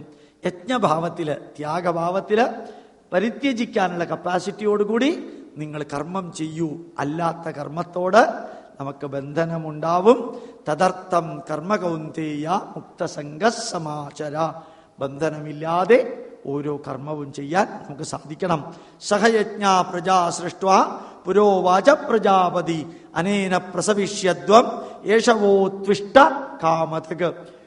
പണ്ട് പ്രജാപതി തന്നെ, പ്രജാപതി സർവചരാചരങ്ങളെയും സൃഷ്ടിച്ച് അതിനോട് പറഞ്ഞു, സഹയജ്ഞ പ്രജാ സൃഷ്ട്വാ പുരോവാച പ്രജാപതി. പണ്ട് പ്രജാപതി പ്രജകളെ സൃഷ്ടിച്ച് പറഞ്ഞു, അനേന പ്രസവിഷ്യദ്വം യേശവോത്വിഷ്ടകാമതുക്ക്. നിങ്ങൾക്കിഷ്ടമുള്ള ലെവലിലേക്ക് ഉയരാൻ, ഇഷ്ടമുള്ളത് നിങ്ങൾക്ക് ലഭ്യമാക്കാൻ ഈ കാമധേനുവിനെ ഉപയോഗിക്കാം. ഏത് കാമധേനുവിനെ? ബന്ധനമില്ലാത്ത കർമ്മം ചെയ്തുകൊണ്ട് നിലനിൽക്കുക എന്ന് പ്രജാപതി പറഞ്ഞു. അനേന പ്രസവിഷ്യത്വം. അതിലൂടെ നിങ്ങൾ വളരുക, ഉയരുക. നിങ്ങൾ വളരെയധികം ലോകത്തിൽ മുഴുവനും വ്യാപിക്കുക. ഏതുകൊണ്ട്? ബന്ധനമില്ലാത്ത കർമ്മം ചെയ്ത് കർമ്മത്തിന്റെ ഫലം സ്വീകരിച്ച് അനേന പ്രസവിഷ്യദ്വം. അങ്ങനെ നിങ്ങൾ വിപുലമായി വളരാൻ പ്രജാപതി പറഞ്ഞു. അപ്പൊ പ്രജാപതി നമ്മളോട് പറഞ്ഞത്, നിങ്ങൾ കർമ്മം ചെയ്യുക, കർമ്മത്തിൽ ബന്ധിതരാവാതെ കർമ്മം ചെയ്യുമ്പോൾ കിട്ടുന്ന കർമ്മഫലം ആസ്വദിച്ച് അനുഭവിച്ച് ലോകത്തിൽ ഉത്തരോത്തരം വളരുക. ഈ നിർദ്ദേശമാണ് നമ്മുടെ പൂർവീകര് നമുക്ക് പറഞ്ഞു തന്നത്. ശ്രീരാമനോടും വസിഷ്ഠൻ പറഞ്ഞത് അത് തന്നെയാണ്. ശ്രീശുക ബ്രഹ്മഋഷി പരീക്ഷത്തിനോടും പറഞ്ഞത് അത് തന്നെയാ. നീ നിന്റെ കർമ്മം ചെയ്തു, ഇനി 7 ദിവസമേ ആയുസ്സുള്ളൂ. ആ 7 ദിവസം മനസ്സിനെ ഉയർത്തുക. അതിന് നിനക്ക് ചെയ്യാൻ ഒരു കർമ്മമേ ഉള്ളൂ, ത്യാഗഭാവത്തോടുകൂടി കേൾക്കാനുള്ളതെല്ലാം കേട്ട് മനസ്സിനെ മരണത്തെ അഭിമുഖീകരിക്കാനുള്ള ഉത്തരവാദിത്വം ഏൽപ്പിക്കാം. മനസ്സിനെ മരണത്തെ അഭിമുഖീകരിക്കാനുള്ള ഉത്തരവാദിത്വം ഏൽപ്പിക്കുക. ഇതൊരു സൈക്കോളജിക്കൽ വാക്കുകളാ. ആ പദപ്രയോഗം അത് തന്നെ ഈശ്വരൻ മനുഷ്യനെ സൃഷ്ടിച്ച ഒരു കാമധേനുവിനെ കയ്യിൽ തന്നു. കാമതുക്ക്, ആ കാമധേനു എന്തിനാണ്? ത്യാഗമനോഭാവത്തോടുകൂടി കർമ്മം ചെയ്ത് ആ കാമധേനു എന്താണോ നിങ്ങൾക്ക് തരുന്നത്, ത്യാഗമനോഭാവത്തോടുകൂടി കർമ്മം ചെയ്യുക എന്ന കാമധേനുവിനെ നമുക്ക് തന്നു. ആ കാമധേനുവിന്റെ റിസൾട്ടാണ് നമുക്ക് പ്രസവിഷ്യത്വം, വളരാനും ഉയരാനുമായിട്ട് ഉപയോഗിക്കാൻ സാധിക്കുക. ഇനി നമ്മൾ കുറച്ചു നേരം, കുറച്ചാൾക്കാർക്ക് മുഖത്ത് ക്ഷീണമുണ്ട്, ഇങ്ങനെ കുത്തിയിരുന്ന് ഭഗവത്ഗീത കേട്ടിട്ട് ശീലമില്ലല്ലോ. അപ്പൊ നമ്മൾ ചായയൊക്കെ കുടിച്ച് ഇനി ഒരു 4-4:30 മണിക്ക് കൂടണം. പിന്നെ കുറച്ച് കഴിഞ്ഞിട്ട് മതിയോ? എന്തെങ്കിലും സജഷൻ ഉണ്ടോ ഇൻഡിവിജ്വലി ആർക്കെങ്കിലും? 3:30 മണിക്ക് വരെയും എക്സ്റ്റെൻഡ് ചെയ്തു പോയാൽ കുറച്ച് ആൾക്കാരുടെ മുഖത്ത് ക്ഷീണമുണ്ട്. അതുകൊണ്ട് 3:30 വരെ എക്സ്റ്റെൻഡ് ചെയ്യുന്നില്ല. നമുക്ക് ഏതാണ്ട് എത്ര മണിക്കായി ഇനി ഇരിക്കണ്ടേ? 4 മണിക്ക്, 4:00-4:30 ഇരിക്കാം. വളരെ 3:30-3:45 ആവാം അല്ലേ? രണ്ടിൻ്റെ ഏതാണ്ട് ഇടയ്ക്ക് ആയിക്കോട്ടെ. റിജിഡ് റൂളൊന്നും ഇല്ല കേട്ടോ. നമുക്കങ്ങനെ ടൈം ടേബിളിന് സമയം നമുക്ക് വേണ്ടിയാണ്, നമ്മൾ സമയത്തിന് വേണ്ടിയല്ല. സമയം നമുക്ക് വേണ്ടിയ. അതിൽ കുറച്ച് ക്ഷീണം മുഖത്തുണ്ട്. കുറച്ച് പേർക്ക് ഉറക്കം വരികയാണെങ്കിൽ ഞാൻ വിവരിച്ചുകൊണ്ടിരിക്കുന്ന 2-3 വരികൾ കൂടി വളരെ കോംപ്ലിക്കേറ്റഡാണ്. അപ്പോൾ അത് നല്ലോണം മനസ്സിലായാലേ എനിക്കൊരു സന്തോഷമുള്ളൂ. നമുക്ക് കറങ്ങി പതുക്കെ ചായ കുറച്ച് കഴിഞ്ഞിട്ടേ ആവുള്ളൂ എന്ന് തോന്നുന്നു. ആയിട്ടുണ്ട്, ചായ ആയിട്ടുണ്ട്. ഒന്നും ധൃതി പിടിക്കണ്ട. ഒരു കപ്പിൽ തന്നെ ഒതുക്കണം എന്നൊന്നുമില്ല. ചായ 2-3 കുടിച്ചാൽ കുഴപ്പമൊന്നുമില്ല.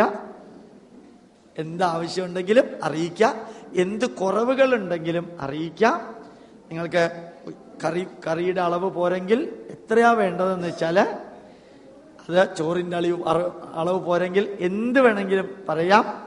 ഇതിലെ പാറക്കെട്ടുകളിലാണ് ചെറിയ പച്ച നിറത്തിലുള്ള ചെടികളുടെ ഉത്ഭവം.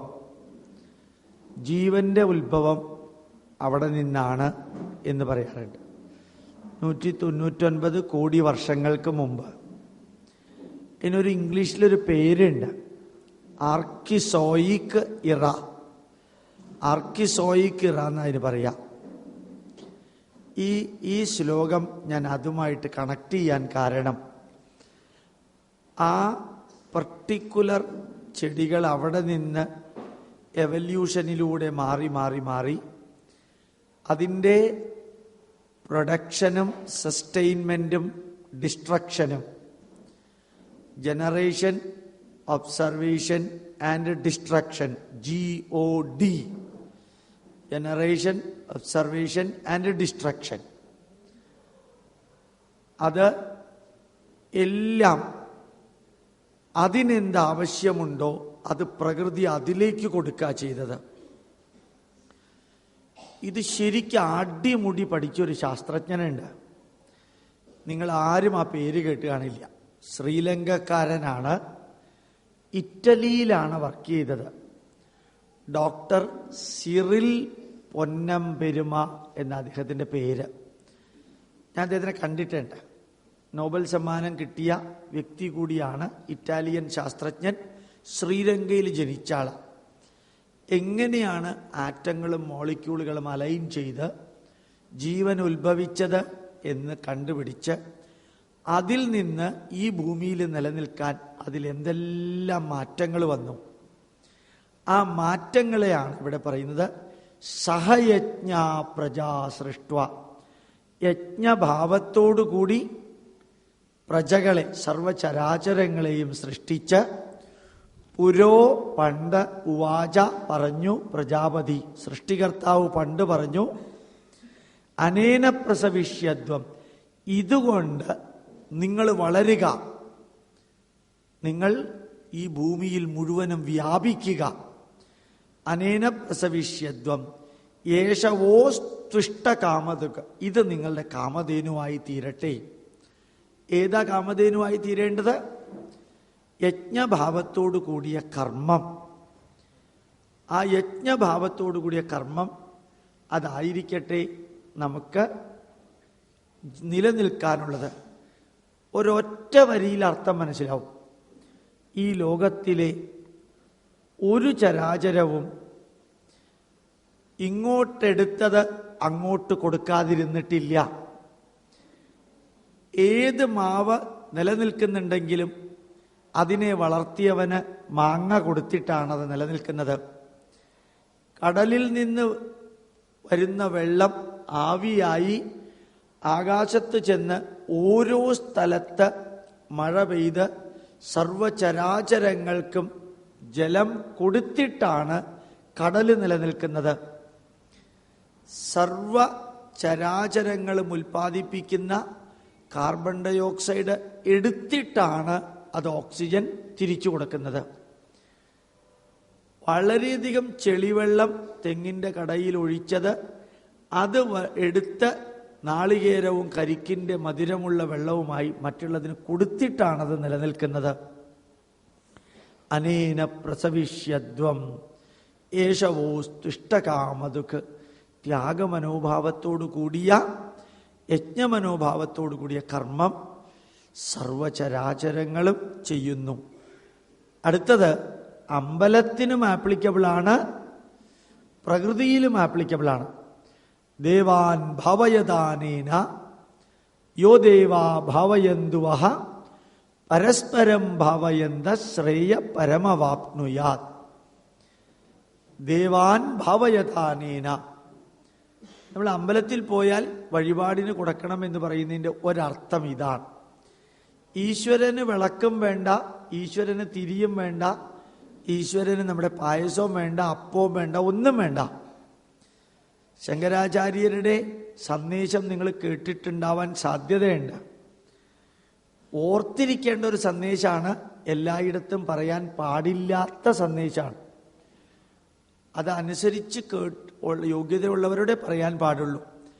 ശങ്കരാചാര്യർ അവസാനം സാഷ്ടാംഗം നമസ്കരിക്കുന്നുണ്ട്, കിഴക്കോട്ട് നോക്കിയിട്ട്, ജഗദീശ്വര എന്നോട് പൊറുക്കേണമേ എന്നാണ്.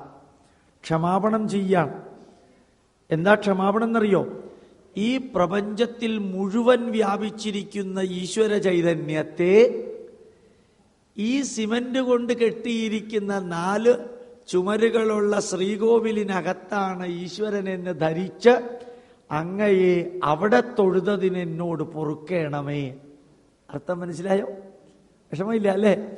പ്രപഞ്ചം മുഴുവനും വ്യാപിച്ചു കിടക്കുന്ന ഈശ്വര ചൈതന്യത്തെ ചുരുക്കി ചുരുക്കി ഒരു വിഗ്രഹത്തിൽ ഒതുക്കി അങ്ങയെ ചെറുതാക്കിയതിന് എന്നോട് പൊറുക്കേണമേ. വാക്കുകൾ കൊണ്ട് വിവരിക്കാൻ സാധ്യമല്ലാത്ത അങ്ങയെ 51 അക്ഷരങ്ങൾ മാത്രം കൊണ്ട് ഉണ്ടാക്കാവുന്ന വാക്കുകൾ കൊണ്ട് വിവരിക്കാൻ സാധിച്ച അടിയന്റെ അവിവേകത്തെ അങ്ങ് പൊറുക്കേണമേ. അർത്ഥം മനസ്സിലായി? മനസ്സിലാക്കാൻ വിഷമമില്ല അത്. പക്ഷെ ആ വരികൾ ഗംഭീര, അതിന്റെ സംസ്കൃതം എനിക്ക് കിട്ടണില്ല, പഠിച്ചതാ.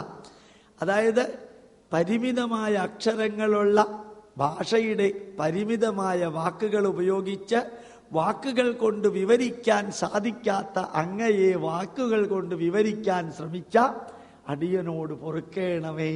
വേദമന്ത്രാത് യതോ വാചോ നിവർത്തന്തേ അപ്രാപ്യ മനസാസഹ. മനസ്സുകൊണ്ട് മനനം ചെയ്യാൻ പറ്റാത്ത ഈശ്വര ചൈതന്യത്തെ വാക്കുകൾ കൊണ്ട് വിവരിക്കാൻ ശ്രമിക്കുന്നത് എങ്ങനെയാ കുട്ടി എന്നാണ് ഉത്തരം. യതോ വാ ഇമാനി ഭൂതാനി ജായന്തേ ഏനവാ ജാതാനി ജീവന്തി യത് പ്രയന്തി അഭിസംവിശന്തി തത് വിജിജ്ഞാസസ്വ തത് ബ്രഹ്മേതി. നല്ല വാക്കുകളാ. എന്താ ഈശ്വരൻ? ഏതൊന്നിൽ നിന്നാണോ സർവചരാചരങ്ങളും ഉണ്ടായത്, ഏത് കാരണമാണോ സർവചരാചരങ്ങളും നിലനിൽക്കുന്നത്, ഏതൊന്നിലേക്കാണോ അന്ത്യത്തിൽ സർവ്വതും ചെന്ന് ചേരുന്നത്, അതാണ് ഈശ്വരൻ എന്ന് മനസ്സിലാക്കുക. അപ്പൊ വിഗ്രഹം പോയി, ശ്രീകോവിൽ പോയി, 18-ാം പടി പോയി, ഈ കണ്ഠരരു പോയി, രാഹുലും പോയി, ദേവസ്വം ബോർഡ് പ്രസിഡന്റും പോയി, എല്ലാം പോയില്ലേ? അതിനേക്കാൾ അപ്പുറത്താണ് ഈശ്വരൻ. വളരെ ഭംഗിയായിട്ട് പറയുന്നത്, നതത്ര സൂര്യോഭാതി ന ചന്ദ്രതാരകം നേമാ വിദ്യുതോ ഭാന്തി കുതോയമഗ്നി തമേവ ഭാന്തം അനുഭാതി സർവം തസ്യ ഭാസ വിശ്വമിതം വിഭാതി. ആ ഈശ്വരന്റെ ചൈതന്യത്തിന്റെ മുമ്പില് സൂര്യന്റെ പ്രകാശം ഒന്നുമല്ല, ഇടിമിന്നലിന്റെ പ്രകാശം ഒന്നുമല്ല, ചന്ദ്രതാരകത്തിന്റെ പ്രകാശം ഒന്നുമല്ല. അത് തന്നെത്താനെ പ്രകാശിക്കുന്നു, മറ്റ് സർവ്വതിനെയും പ്രകാശിപ്പിക്കുന്നു.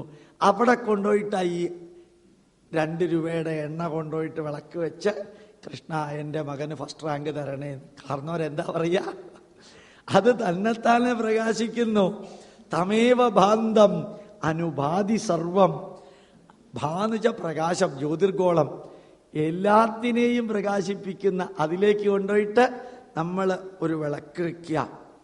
പക്ഷെ ആ വിളക്ക് വെക്കുമ്പോൾ ഒരു മന്ത്രം ചൊല്ലി എന്ന് വിചാരിക്കുക. അപ്പം അതിനർത്ഥമുണ്ട്.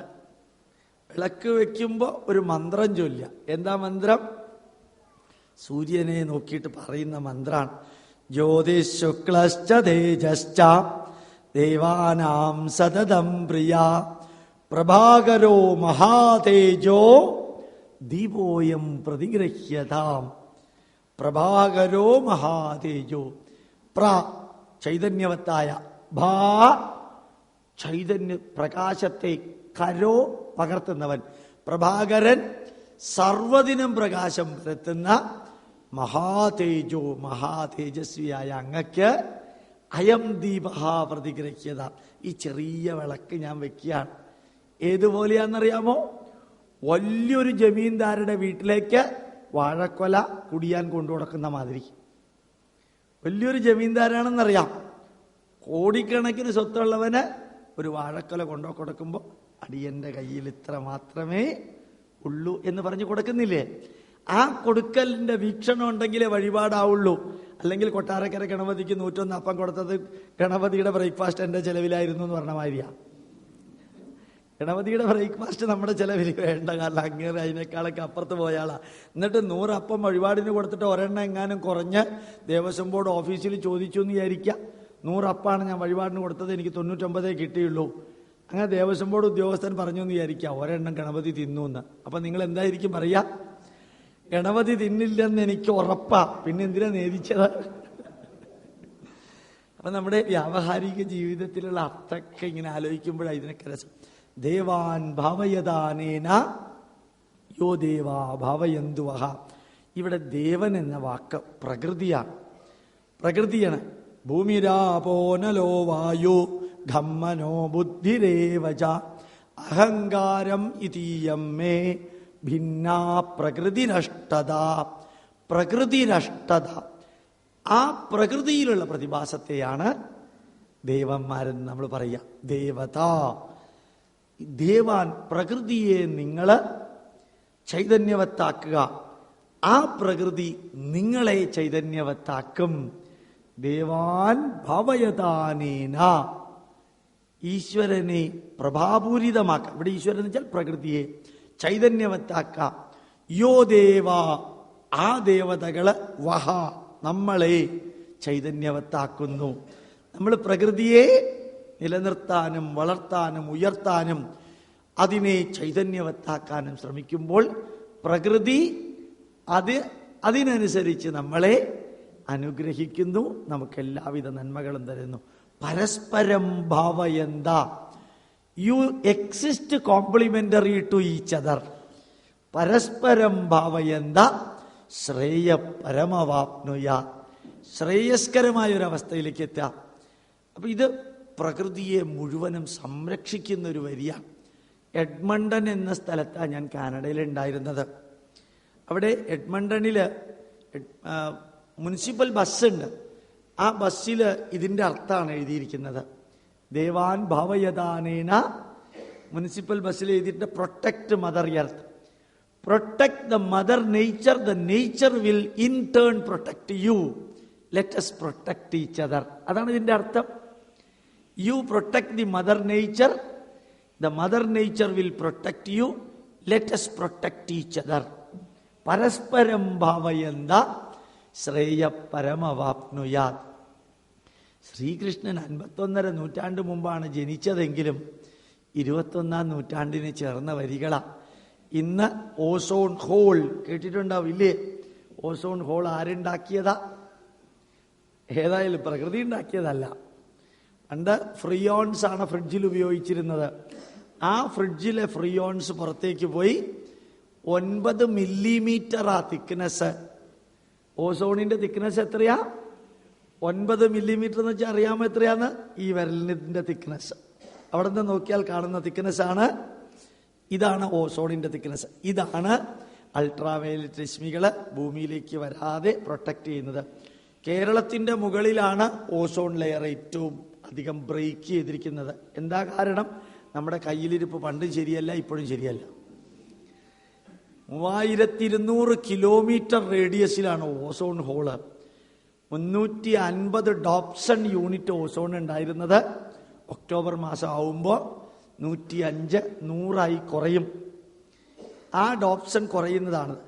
ആ ഓസോണിനെ പ്രൊട്ടക്റ്റ് ചെയ്യാൻ നമ്മൾ പണ്ടേ ശ്രമിച്ചിരുന്നെങ്കിൽ, ഈ അടുത്ത കാലത്ത് പേപ്പറിൽ വായിച്ചു, പ്ലാസ്റ്റിക്കുകളെല്ലാം കൂടി കത്തിച്ചപ്പോൾ അടുത്തിരുന്ന കുട്ടികളെല്ലാം തലയുറ്റി വീണെന്ന്. അയച്ചോ നിങ്ങൾ? എനിക്ക് അന്നത്തെ പത്രത്തിലാണ്. പ്ലാസ്റ്റിക് കത്തിച്ചപ്പോൾ ചുറ്റും നിന്ന കുട്ടികളെ തലചുറ്റി വീണു. അപ്പോൾ പോയിസണസ് ആയിട്ടുള്ള പ്ലാസ്റ്റിക് ഉണ്ടാക്കി, പോയിസണസ് ആയിട്ടുള്ള എൻഡോസൾഫാൻ ഉണ്ടാക്കി, പോയിസണസ് ആയിട്ടുള്ള ആൽഡ്രിനും ഡൈയിൽഡ്രിനും DDT ഉണ്ടാക്കി, പോയിസണസ് ആയിട്ടുള്ള സകല മരുന്നുകൾ മെഡിക്കൽ ഷോപ്പിലൂടെ കൊടുക്കുന്നു. ഇതെല്ലാം കൊടുത്തു കഴിഞ്ഞ് അവസാനം 140ഓളം പുതിയ രോഗങ്ങൾ, എയ്ഡ്സ് ഉൾപ്പെടെയുണ്ട്. ആരാ ഉണ്ടാക്കിയത്? പ്രകൃതി ഉണ്ടാക്കിയതൊന്നുമല്ല, മനുഷ്യൻ തന്നെ ഉണ്ടാക്കിയത്. മൊത്തം 150ഓളം സൈക്കോസൊമാറ്റിക് രോഗങ്ങളുണ്ട്. ഒരു 10 കൊല്ലം മുമ്പ് 35 പുതിയ രോഗങ്ങളാണ് ഉണ്ടായിരുന്നത്. ഇപ്പൊ 140 പുതിയ രോഗങ്ങളുണ്ട്. ഒരു മരുന്നും ഏൽക്കില്ല. എന്താ രോഗം പോലും അറിഞ്ഞൂടാതെ.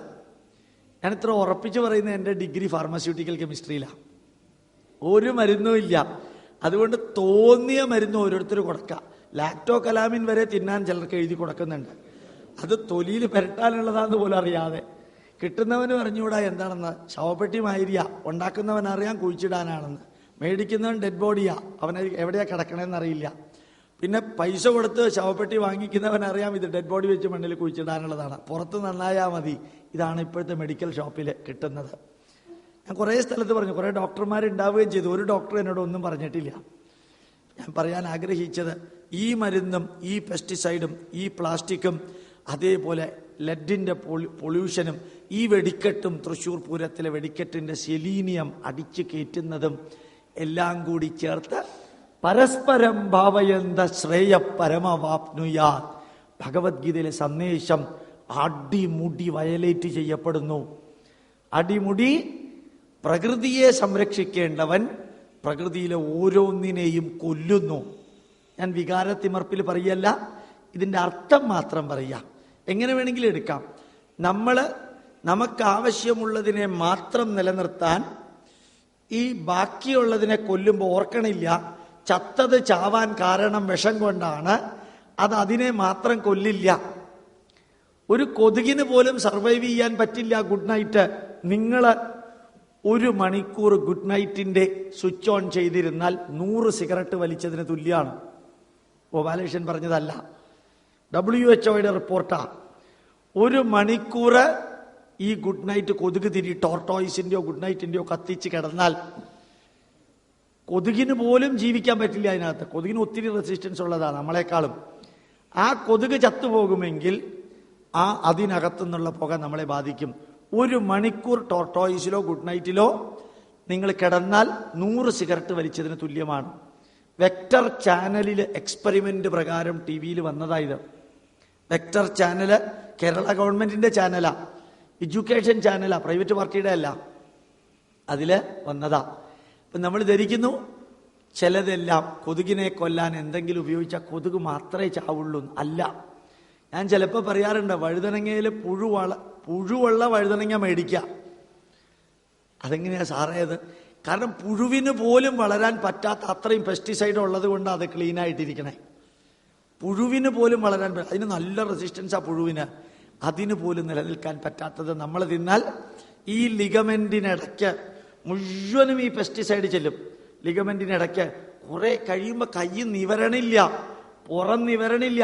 186 ജോയിന്റുകൾക്കിടയ്ക്ക് ഫാറ്റിനകത്ത് മുഴുവനും പെസ്റ്റിസൈഡാ. ശരീരം അനങ്ങണില്ല. കാരണം എന്താ? സുഖമായിട്ട് കിടന്നുറങ്ങാൻ, സുഖമായിട്ട് തിന്നാൻ പെർഫെക്റ്റ് ആയിട്ടുള്ള വെജിറ്റബിൾസിനെ കഴുകാതെ ഉപയോഗിച്ചു. പറ്റിയതാ. കഴുകിയത് തന്നെ വഴിപാടിന് കഴുകി. ഇതിത്രയും പറഞ്ഞത് ഈ ഒരു വരി അർത്ഥം പറയാനാ. എങ്ങനെയാണോ മനുഷ്യൻ പ്രകൃതിയെ സംരക്ഷിക്കേണ്ടത്, അതിനെ സംരക്ഷിച്ചാലേ അത് നമ്മളെ സംരക്ഷിക്കുള്ളൂ എന്ന തിയറം ഈ നാട്ടില് 5100 വർഷങ്ങൾക്ക് മുമ്പ് നമ്മൾക്ക് ഉണ്ടായിരുന്നു. ദേവാൻ ഭാവയതാനേന യോ ദേവാ ഭാവയന്തുവഹ. ഈ പ്രകൃതിയെ എങ്ങനെയാണോ നമ്മൾ സംരക്ഷിക്കുന്നത്, ആ പ്രകൃതി വഹ നമ്മളെ സംരക്ഷിക്കുന്നു. പരസ്പരം ഭാവയന്ത. അർത്ഥം മനസ്സിലായി? അതിനെ മനസ്സിലാക്കാൻ വിഷമമില്ല. ശ്രേയപരം അവാപ്നുയ. പരസ്പരം സഹകരിച്ച് ശ്രേയസ്കരമായ ഒരവസ്ഥയിലേക്ക് എത്തുക. ഇഷ്ടാൻ ഭോഗാൻ ഹിവോ ദേവ ദാസ്യന്തേ യജ്ഞഭാവിത. ഇനി പച്ച സംസ്കൃതത്തിൽ അതിൻ്റെ അർത്ഥം പറയാൻ. ഇഷ്ടാൻ ഭോഗാൻ, ഭോഗത്തിനായിട്ട്, സുഖിക്കാനായിട്ട്, ഭക്ഷിക്കാനായിട്ട്, അനുഭവിക്കാനായിട്ട് ഏതാണോ ഇഷ്ടമുള്ളത്, ഇഷ്ടഭോജ്യങ്ങള് വോ ദേവ ദാസ്യന്തേ. നമ്മൾ പ്രകൃതിയെ സംരക്ഷിച്ചാൽ ആ ദൈവചൈതന്യം നമുക്കിഷ്ടമുള്ളത് നമുക്ക് തരുന്നു. ഇഷ്ടാൻ ഭോഗാൻ ഹി വോ ദേവ ദാസ്യന്തേ മീൻസ് ഗിവിങ്.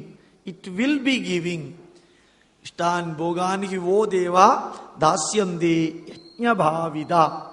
ത്യാഗമനോഭാവത്തോടുകൂടി ചെയ്യുന്ന കർമ്മം സ്വീകരിച്ച് ഈ പ്രകൃതി നമുക്ക് ഇഷ്ടമുള്ളതെല്ലാം തരുന്നു. ഇന്ന് വെറുതെ ചിന്തിച്ചു നോക്കിയാൽ അറിയാം. ഒരു വാഴപ്പിണ്ടി എടുത്താൽ പോലും നമ്മളുടെ ശരീരത്തിന് പറ്റിയ സാധനമാണ്. ഈ മനുഷ്യന് തിന്നാവുന്നതും തിന്നാൻ പാടില്ലാത്തതുമായിട്ടുള്ള എല്ലാത്തിനും എടുത്തു നോക്കാം. പണ്ട് ചരകസംഹിത പഠിച്ചു കഴിഞ്ഞാൽ എക്സാമിനേഷൻ എങ്ങനെയാണെന്നറിയോ? ആയുർവേദം പഠിച്ചവന്റെ എക്സാമിനേഷൻ ഒരു പ്രയോജനവുമില്ലാത്ത ഒരു ചെടി കൊണ്ടുവരാൻ പറയും. ഒരു പ്രയോജനവുമില്ലാത്ത ഒരു ചെടി കൊണ്ടുവരാൻ പറയും. ഇയാള് കുറേ നടന്ന് അവസാനം തിരിച്ചു വന്ന് പറയും, ഒരു പ്രയോജനവും ഇല്ലാത്ത ഒരു ചെടിയും കിട്ടിയില്ല. അപ്പോൾ ഒരു ചോദ്യമാണ്, 40 ചെടി കൊടുത്ത് ഈ 40 ചെടിയുടെ പ്രയോജനം പറയാണ്. ഒരു പ്രയോജനവുമില്ലാത്ത ഒരു ചെടിയുമില്ല എന്നുള്ളതിന്റെ സംസ്കൃത വരി അറിയോ? അമന്ത്രമക്ഷരം നാസ്തി നാസ്തി മൂലമനൌഷധം അയോഗ്യ പുരുഷോ നാസ്തി യോജഗത് തത്ര ദുർലഭ. ബൈഹാർട്ട് പഠിക്കേണ്ടതാ. ബൈഹാർട്ട് പഠിക്കേണ്ട ഒരു വരിയ. മന്ത്രമാക്കാൻ പറ്റാത്ത ഒരക്ഷരവുമില്ല. അമന്ത്രം. ഇത് ഭഗവത്ഗീതയിലെ അല്ല, ഇത് ധർമ്മശാസ്ത്രത്തിലും നമ്മുടെ സുഭാഷിതങ്ങളിലുള്ളതാണ്. അമന്ത്രം അക്ഷരം ന അസ്തി. മന്ത്രമാക്കാൻ പറ്റാത്ത ഒരക്ഷരം പോലും ഇല്ല. ന അസ്തി മൂലം അനൌഷധം. ഔഷധ വീര്യമില്ലാത്ത ഒരു വേര് പോലുമില്ല. അയോഗ്യ പുരുഷ ന അസ്തി. അയോഗ്യ പുരുഷ ന അസ്തി. യൂസ്ലെസ് എന്ന് പറയാവുന്ന ഒരു മനുഷ്യനും ഈ ലോകത്തിലില്ല. യോജക തത്ര ദുർലഭ. യോജക കോർഡിനേറ്റർ, മാനേജർ, അതില്ലാത്തത്. യോജക അക്ഷരങ്ങൾ ചേർത്ത് മന്ത്രമാക്കാൻ കഴിവുള്ളവര് ഇല്ല. വേരുകൾ ചേർത്ത് മരുന്നുണ്ടാക്കാൻ കഴിവുള്ളവര് ഇല്ല. ഓരോ മനുഷ്യന്റെയും ഗുണം കണ്ടുപിടിച്ച് അവന് ആ ഗുണത്തിനനുയോജ്യമായ വർക്ക് ഏൽപ്പിച്ച് അയാളെ കൊണ്ട് വർക്ക് ഔട്ട്പുട്ട് ഉണ്ടാക്കാൻ കഴിവുള്ള മാനേജർമാരില്ല. ഈ 3 വരികളും ആ മാനേജർമാരാണ് ഇല്ലാത്തത്. അതുകൊണ്ട് നമ്മൾ അറിയേണ്ടത്, പ്രകൃതി എന്തു വേണമെങ്കിലും നമുക്ക് തരും. എത്ര തരത്തിലുള്ള വാഴപ്പഴ. ഒരാൾ എന്നോട് വിളിച്ച് ചോദിച്ചു, സാർ ഞാൻ ചോദിക്കുന്നതിൽ സാർ തെറ്റിദ്ധരിക്കരുത്. ഞാൻ പറഞ്ഞു, ചോദിക്കാതെ ഞാൻ എങ്ങനെയാ ധരിക്കണേ? പ്ലാവിൻ്റെ ചുവട്ടിലിരുന്ന സ്വർഗത്തിലേക്ക് പോകുമെന്ന് പറഞ്ഞു, ശരിയാണോ സാറേ? നേരിട്ടുള്ള ചോദ്യമാണ്. ഞാൻ പറഞ്ഞു, ഒരു ചെറിയ തെറ്റ് പറ്റിയിട്ടുണ്ട്, ഒരു ചെറിയ കറക്ഷൻ അതിൽ വേണം. സാർ പറഞ്ഞോളൂ സാർ, ഞാൻ പേനയും പേപ്പറും കൊണ്ടായിരിക്കുന്നത്. നല്ല കൂഴച്ചക്ക പഴുത്ത താഴത്തേക്ക് വീഴാറായ പ്ലാവിൻ്റെ ചുവട്ടിൽ അതിൻ്റെ അടിയിലിരുന്നാലേ സ്വർഗത്തിൽ പോവുള്ളൂ. അപ്പൊ സാർ അതിൻ്റെ തലയിൽ വീണാൽ, അല്ല സ്വർഗത്തിലേക്ക് പോകണമെങ്കിൽ പിന്നെ ഇവിടെ ഇരുന്നോണ്ട് പറ്റും, അത് തന്നെ തലയിൽ വീണാലേ പറ്റുള്ളൂ. അപ്പോ കൂഴച്ചക്കയും നമുക്ക് തന്നിട്ടുണ്ട്, വരിക്കച്ചക്കയും തന്നിട്ടുണ്ട്, ഏത്തപ്പഴവും തന്നിട്ടുണ്ട്, രസകദളിപ്പഴവും തന്നിട്ടുണ്ട്, പാളയംകോടനും തന്നിട്ടുണ്ട്. പണ്ട് കേരളത്തില് 640 തരത്തിലുള്ള അരി ഉണ്ടായിരുന്നു. ഇപ്പൊ 25 തരത്തിലുള്ള അരിയേ ഉള്ളൂ. പണ്ട് കേരളത്തില് 640 തരത്തിലുള്ള അരി ഉണ്ടായിരുന്നു. ഇപ്പൊ കഷ്ടിച്ച് 25 തരത്തിലുള്ളതേ ഉള്ളൂ. കാരണം അയ്യാറെട്ടും രോഹിണിയും ആയില്യവും പൂയവും എല്ലാം ഉണ്ടാക്കി മറ്റതെല്ലാം കളഞ്ഞു, നശിപ്പിച്ചു. ഇന്ന് ഒരാൾ മാത്രം, പാലക്കാട് ഒരു ജോസഫ്, ആ ജോസഫ് എന്ന് പറയുന്ന ഒരു മനുഷ്യൻ മാത്രം, അയാളുടെ കണ്ടത്തില് ഒരു 10-30 ടൈപ്പ് പഴയ നെല്ല് കൃഷി ചെയ്യുന്നുണ്ട്. അതൊഴികെ ബാക്കി ആരും ചെയ്യണില്ല. ഇത് ഞാനിപ്പോ പറഞ്ഞത് എന്തിനായിരുന്നു? നമുക്ക് പ്രകൃതി എന്തെല്ലാമാ തരുന്നതെന്ന് വിശ്വസിക്കാൻ പറ്റില്ല.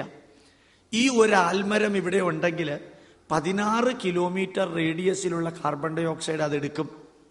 ഒറ്റ ആൽമരം 16 കിലോമീറ്റർ റേഡിയസിലുള്ള കാർബൺ ഡൈ ഓക്സൈഡ് എടുത്ത് 16 കിലോമീറ്റർ റേഡിയസിലുള്ളവർക്കുള്ള ഓക്സിജൻ അത് ഒരെണ്ണം പ്രൊഡ്യൂസ് ചെയ്യും. നിങ്ങൾ ഏത് വേണമെങ്കിൽ എടുത്തു നോക്കാം. നമ്മുടെ മനുഷ്യന് ഭക്ഷണത്തിനുള്ളതുണ്ട്, പോഷകാംശത്തിനുള്ളതുണ്ട്, രോഗത്തിനുള്ളതുണ്ട്, മറ്റു കീടങ്ങളെ കൊല്ലാനുള്ളതുണ്ട്. എല്ലാ തരത്തിലുള്ള ചെടികളും നമുക്ക് പ്രകൃതി തന്നിട്ടുണ്ട്. ഇഷ്ടാൻ ഭോഗാൻ ഹി വോ ദേവ ദാസ്യന്തേ യജ്ഞഭാവിത തൈർദത്താൻ അപ്രദായേഭ്യോ യോ ഭുങ്ക്തേ സ്തേന ഏവസ. കൃഷ്ണൻ പച്ചയ്ക്ക് കള്ളൻ എന്ന് വിളിച്ചിരിക്കാം. സ്തേന ഏവസ. സ്തേന എന്ന് വെച്ചാൽ കള്ളൻ. ശരിക്കും കള്ളൻ തന്നെ, വേറൊന്നുമില്ല. ഈ പ്രകൃതി നമുക്ക് ഇത്രയുമധികം തരുമ്പോൾ കർമ്മം ചെയ്ത്, സെൽഫ് കർമ്മം പ്രകൃതി ചെയ്യിക്കുന്നു.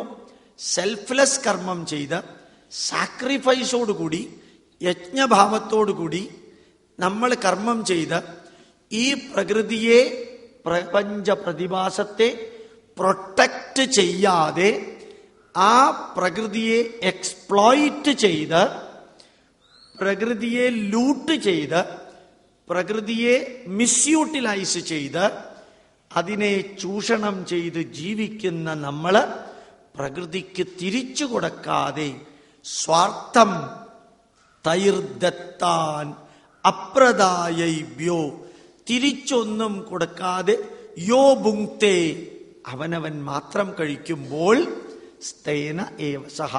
കർമ്മത്തിന്റെ വിവരണാണത്.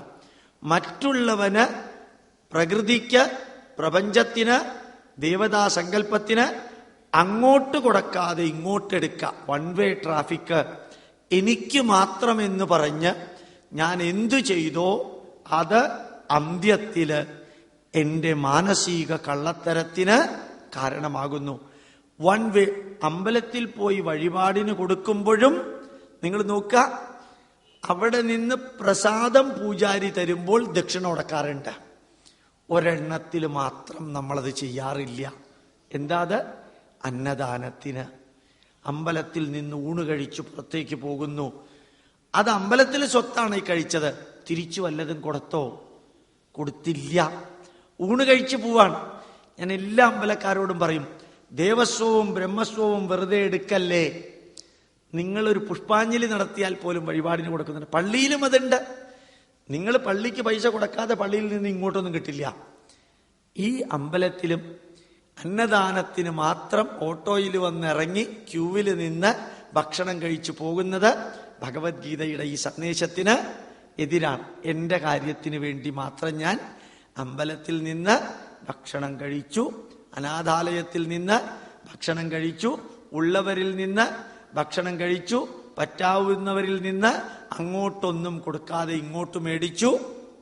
ഇതെല്ലാം കള്ളൻ, കള്ളത്തരം എന്ന വാക്കിന്റെ ഉള്ളിൽ പെടുന്നു. ആ 2 വരികൾ ഒന്നുകൂടി വായിക്കാം. ദേവാൻ ഭാവയദാനേന യോ ദേവാ ഭാവയന്തുവഹ. ഏത് പ്രപഞ്ച ചൈതന്യത്തെയാണോ നമ്മൾ ചൈതന്യവത്താക്കുന്നത്, ആ പ്രപഞ്ച ചൈതന്യം നമ്മളെയും ചൈതന്യവത്താക്കും. പരസ്പരം ഭാവയന്ത, അങ്ങോട്ടും ഇങ്ങോട്ടും ചൈതന്യവത്താക്കാൻ സാധിക്കുന്ന അവസ്ഥയിലെത്തിയാൽ പരമഃ ശ്രേയ ആപ്നുയാത്, പരമമായ ശ്രേയസ്സിന് നമുക്ക് പ്രാപിക്കാൻ സാധിക്കുന്നു. ഇഷ്ടാൻ ഭോഗാൻ, ഇഷ്ടഭോജ്യങ്ങളെല്ലാം ഓ ദേവാദാസ്യന്തേ, സന്തോഷകരമായി നമ്മൾ അങ്ങോട്ട് കൊടുത്തത് സ്വീകരിച്ച ആ പ്രകൃതി അവിടെ നിന്നിങ്ങോട്ട് നമുക്ക് ആവശ്യമുള്ളതെല്ലാം തരുന്നു. യജ്ഞഭാവിത, യജ്ഞ കർമ്മത്തില്, യജ്ഞവീക്ഷണത്തില്, ത്യാഗമനോഭാവത്തില് നമ്മൾ ചെയ്ത കർമ്മത്തെ പ്രകൃതി സ്വീകരിച്ച് അത് ഇങ്ങോട്ട് തരുന്നു. ഈ യജ്ഞഭാവത്തിന്റെ പ്രാക്ടിക്കൽ ഡെമോൺസ്ട്രേഷനാണ് യാഗങ്ങള്. പക്ഷെ അതിപ്പോ കേരളത്തിൽ കൂടിയിരിക്കാം. കൂടുന്നത് ഡേഞ്ചറസാ. അത്ര യാഗങ്ങളുടെ ആവശ്യമില്ല. യജ്ഞഭാവിത തൈർദത്താൻ അപ്രദായൈഭ്യോ യോ ഭുങ്ക്തേസ്തേന ഏവച. അപ്പോ എന്റെ മുമ്പിലുള്ളവരോട് എനിക്ക് പറയാനുള്ളത്, നിങ്ങൾ ആരിൽ നിന്ന് എന്ത് സ്വീകരിച്ചാലും തിരിച്ചങ്ങോട്ടും കൊടുക്കാം. അവര് വേണ്ടെന്ന് പറഞ്ഞാൽ അർഹതയുള്ള വേറെ വല്ലവർക്കും ആ എമൗണ്ട് കൊടുക്കാം. അങ്ങോട്ട് കൊടുക്കാതെ ഇങ്ങോട്ട് മാത്രം വാങ്ങിക്കാൻ നമുക്ക് പ്രകൃതിയുടെ നിയമം പോലും അനുവദിക്കുന്നില്ല. What ever you take, give respect and take respect, give material and take material, give energy and take energy, give knowledge and take knowledge, give food and take food, give blessing and take blessing, give motivation and take motivation. അതുകൊണ്ട് അത് കൊടുക്കാതെ നമ്മൾ സ്വാർത്ഥമായിട്ട് നമുക്ക് വേണ്ടി മാത്രം പ്രവർത്തിക്കുമ്പോൾ അത് കള്ളത്തരമാണ് എന്ന് പറയുന്നു. യജ്ഞശിഷ്ടാശിനസന്തോ മുച്യന്തേ, മോചിതരാകുന്നു. സർവ കിൽബിഷൈഹി, എല്ലാ പാപങ്ങളിൽ നിന്ന് മോചിതരാകുന്നു. അപ്പോ bad action, result of bad action, bad action and result of bad ആക്ഷനിൽ നിന്ന് നമ്മൾ മോചിതരാകുന്നത് നമുക്ക് പങ്കുവെക്കാൻ സാധിക്കുന്നതെല്ലാം പങ്കുവെക്കാം. ചിലപ്പോ തോന്നാറുണ്ട്, ഈ റംസാൻ മാസത്തില് വൈകുന്നേരങ്ങളില് ഈ ചില മസ്ജിദുകളിൽ കാണാൻ സാധിക്കും. അവര് ഭക്ഷണം കഴിക്കുന്നതിന് മുമ്പ് കുറേ അധികം ഫ്രൂട്ട്സ് പുറത്ത് മോസ്കിൽ കൊണ്ടുവയ്ക്കും. ഇപ്രാവശ്യം തിരുവനന്തപുരത്ത് ഈസ്റ്റ് ഫോർട്ട് പള്ളിയിൽ കാണുകയുണ്ടായി. കഴിഞ്ഞ പ്രാവശ്യം വരെ കോഴിയും ആടും ഒക്കെ ഉണ്ടായിരുന്നു. ഇപ്രാവശ്യം അതുണ്ടായില്ല. ഞാൻ കഴിക്കാൻ പോയില്ല കേട്ടോ. അവിടെ വെച്ചിട്ടുണ്ടായിരുന്നു ഉഴുന്നുവട, പരിപ്പുവട, ബോണ്ട, കുറേ ഫ്രൂട്ട്സ്. ആ വാങ്ക് വിളിച്ച് നോമ്പ് തുറക്കുന്ന സമയത്ത് എത്ര പാവങ്ങളാ വന്നത്, വാരി കോരി തിന്നതെന്നറിയോ. എനിക്ക് അത്ഭുതം തോന്നി.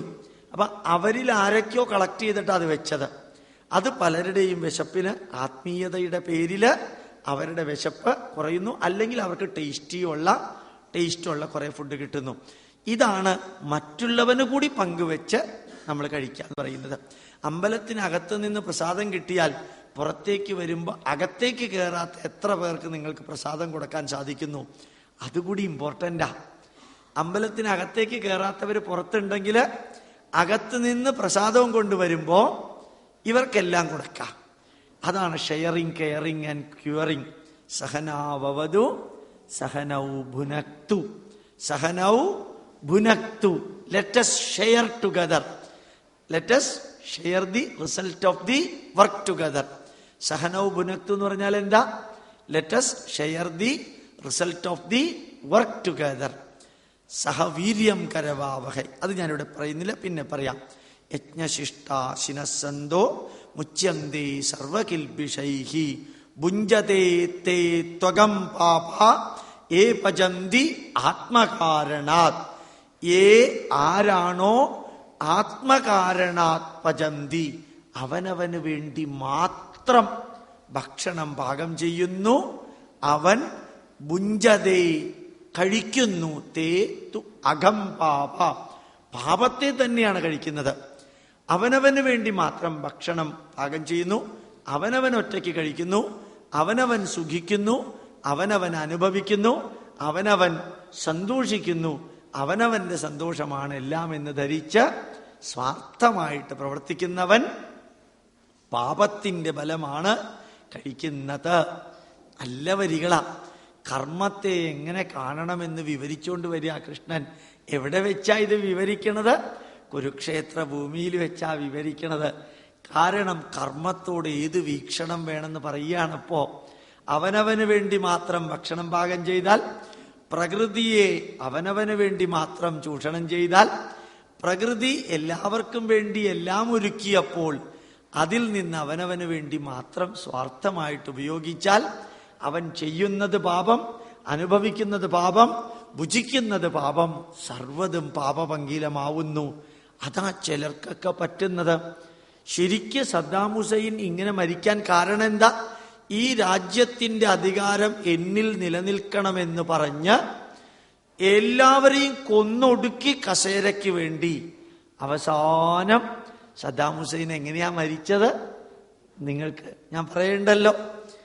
കഴുത്തിൽ കയറിട്ട് മുഖം ചുട്ടി പല്ല് പോയി ഷേവ് ചെയ്യാതെ ഇത് സദ്ദാം ഹുസൈൻ ആണോ എന്ന് പോലും അറിയാൻ പറ്റാത്ത വിധത്തില് ആ വ്യക്തി മരിച്ചപ്പോൾ സ്വാർത്ഥതയ്ക്ക് വേണ്ടി മാത്രം ജീവിച്ചൊരു മനുഷ്യന്റെ കഥ അവിടെ വെച്ച് അവസാനിക്കുന്നു. അത് തന്നെയല്ലേ ഗദ്ദാഫിയുടെ 40 വർഷം ലിബിയ ഭരിച്ച് കുത്തുവാളയെടുത്ത് അവസാനം കരഞ്ഞു പറഞ്ഞു, 170 കിലോ സ്വർണം എൻ്റെ പക്കലുണ്ട്, അത് ഞാൻ നിങ്ങൾക്ക് തരാം, എന്നെ കൊല്ലാതെ വെറുതെ വിടണമേ എന്ന്. എങ്ങനെയാ അയാൾ ഓരോരുത്തരെ കൊന്നത്? അപ്പുറത്തും ഇപ്പുറത്തും കാലിൽ 2 കയറ്, കഴുത്തിൽ കയറ് കെട്ടി ചക്രം വെച്ച് തിരിക്കുക, വലിച്ചു പൊട്ടിക്കുക മനുഷ്യന്റെ ശരീരത്തിനെ. ചിന്തിക്കാൻ പറ്റില്ല. അങ്ങനെ എല്ല് നുറുങ്ങി ഓരോ ജോയിന്റുകൾ വിട്ട് കൊന്ന അവസാനം ടോയ്ലറ്റിനകത്ത് 3 ദിവസം കഴിയേണ്ടി വന്നു. പുറത്തു വന്നിട്ട് ആദ്യം ചോദിച്ചത് എന്താണെന്നറിയോ? 1 ഗ്ലാസ് വെള്ളം കുടിക്കാൻ വേണം. ഗദ്ദാഫിയുടെ അന്ത്യം ശരിക്ക് പറയാൻ തോന്നാറുണ്ട് ചിലപ്പോ.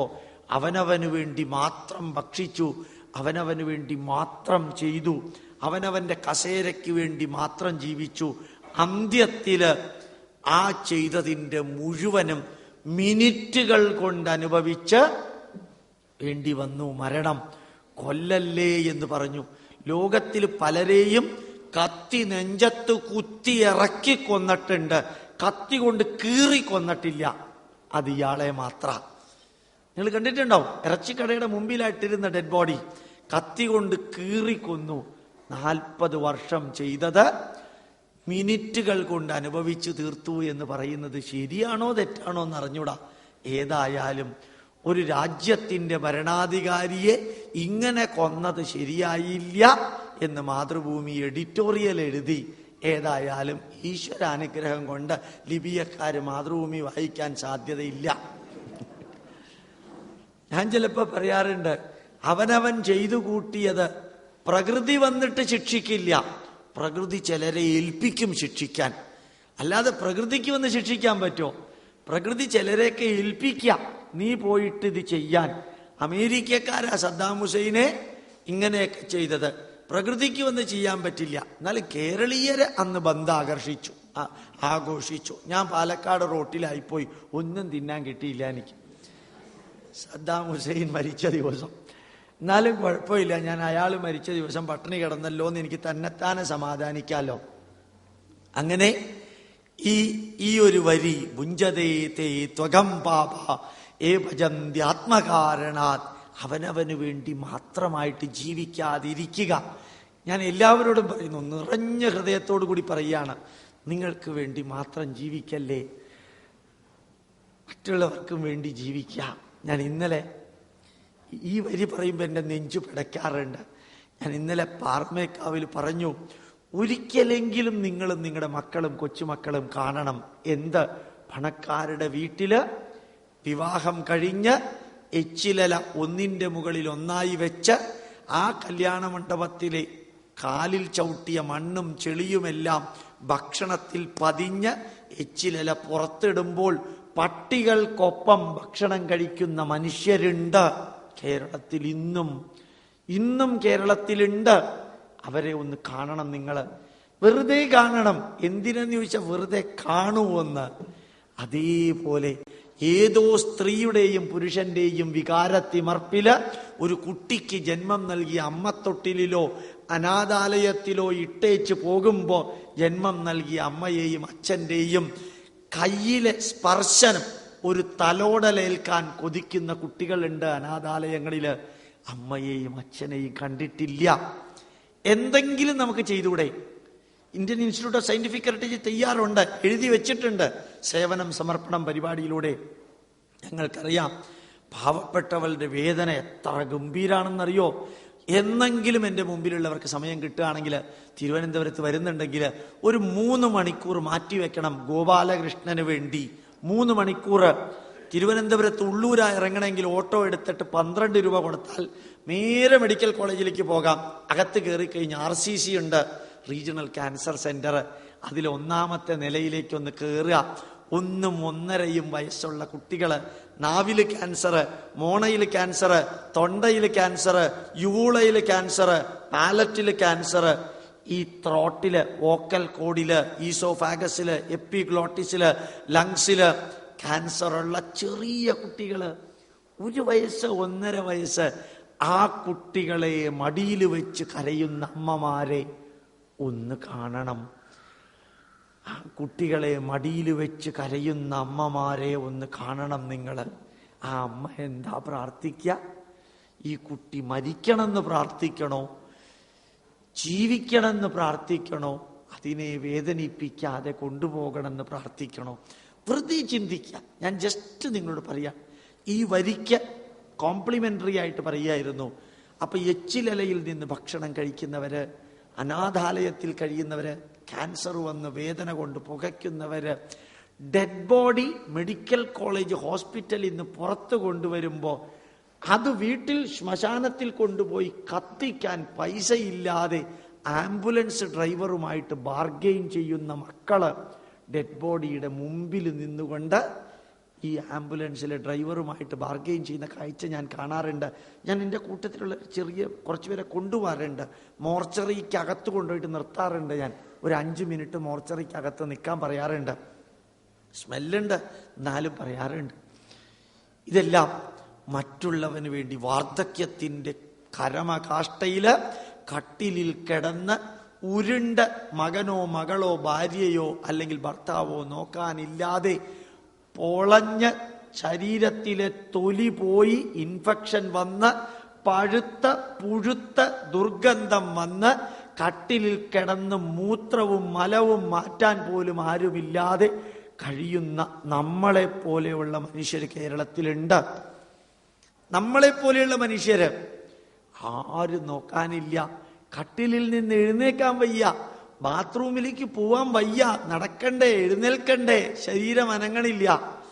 എന്തിനു വേണ്ടി അവർ പ്രാർത്ഥിക്കുന്നു? കയ്യുകൂപ്പി, ഈശ്വരാ ഈ ജന്മം ഒന്ന് അവസാനിച്ചു കിട്ടണമേ എന്ന പ്രാർത്ഥന. ഇവർക്ക് വേണ്ടി എന്തെങ്കിലും നിങ്ങൾക്ക് ചെയ്യാൻ സാധിച്ചാൽ ധന്യമീ ജീവിതം. അതാണ് ഭഗവത്ഗീതയിലെ ഈ വരി. അവനവന് വേണ്ടി മാത്രം ജീവിക്കുമ്പോൾ ചിന്തിക്കുക, മറ്റുള്ളവൻ കയ്യ് നീട്ടാതെ കൊടുക്കാൻ നമുക്ക് പറ്റണം. ഒരു രോഗം വന്ന് ഒരു ടാബ്ലറ്റ് കിട്ടാതെ, ഞാൻ ചിലപ്പോൾ ഒക്കെ വിചാരിക്കാറുണ്ട്, ചിലർ മാതൃഭൂമിയിലൊക്കെ അഡ്വർടൈസ് ചെയ്യുമ്പോൾ ഡയാലിസിസിന് പൈസയില്ല.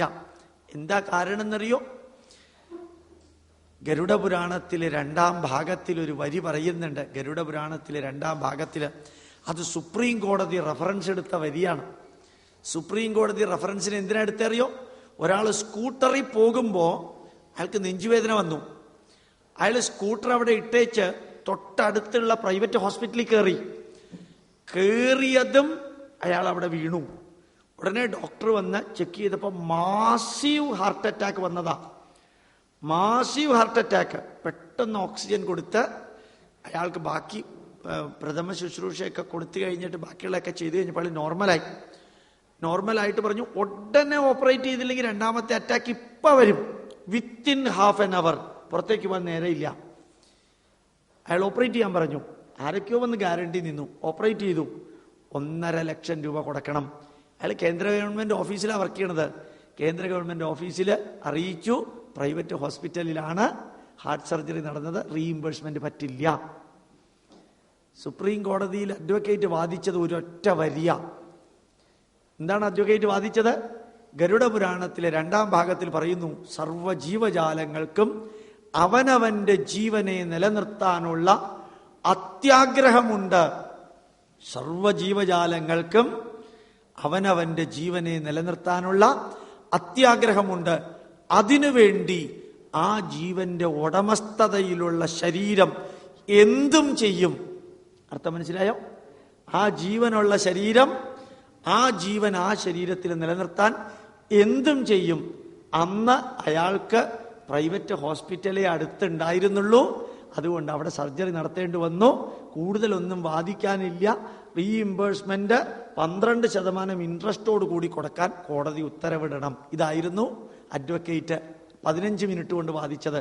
ഒന്നും ചിന്തിക്കാതെ സുപ്രീം കോടതിയുടെ വിധി അപ്പ ഡിക്ലെയർ ചെയ്തു. Here with it is instructed to pass the needed thing asked by the legal advisor. അത്രയേ ഉണ്ടായിരുന്നുള്ളൂ. വിധി ഒറ്റ വരിയായിരുന്നു സുപ്രീം കോടതിയുടെ വിധി.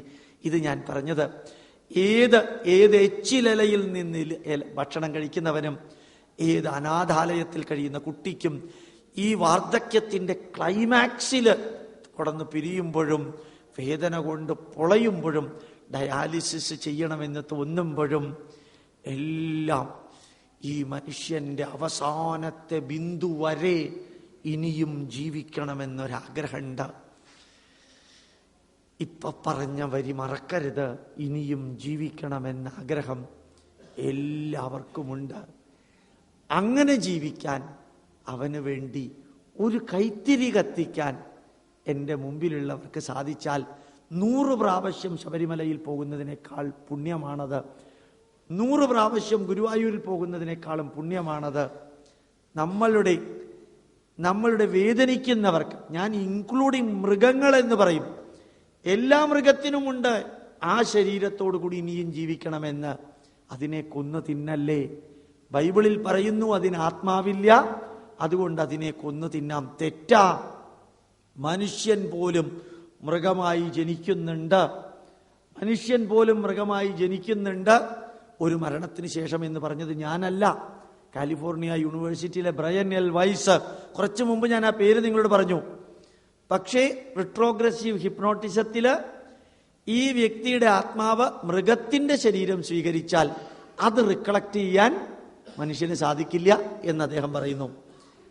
മൃഗമായിട്ട് മനുഷ്യന്റെ ആത്മാവ് ജനിക്കുമ്പോൾ അത് റിക്കളക്ട് ചെയ്യാൻ മനുഷ്യന് സാധിക്കുന്നില്ല. റിക്കളക്ട് ചെയ്യാൻ സാധിക്കുന്നില്ല എന്ന വാക്കിന്റെ അർത്ഥം മനസ്സിലായോ? റിട്രോഗ്രസീവ് ഹിപ്നോട്ടിസത്തിലൂടെ പോകുമ്പോൾ 41 ജന്മം പുറകോട്ടെടുക്കുമ്പോൾ 41 ജന്മവും മനുഷ്യജന്മമാണെങ്കിലേ റിക്കളക്ട് ചെയ്യുള്ളൂ. ഇതിനിടയ്ക്ക് ഏതെങ്കിലും മൃഗത്തിന്റെ ജന്മം ഉണ്ടെങ്കിൽ ആ മൃഗത്തിന്റെ ജന്മത്തിൽ നിന്നുള്ള ഇൻഫർമേഷൻ കളക്ട് ചെയ്യാൻ പറ്റില്ല. അതിനപ്പുറത്തുള്ള മനുഷ്യന്റെ എടുക്കും. ഇടയ്ക്ക് മൃഗത്തിന്റെ ജന്മം ഉണ്ടെങ്കിലും എടുക്കില്ല അപ്പുറത്തുള്ള മനുഷ്യന്റെ ജന്മം. ഈ വരി എന്റേതല്ല, സൈക്കാട്രി പ്രൊഫസറുടേതാണ്.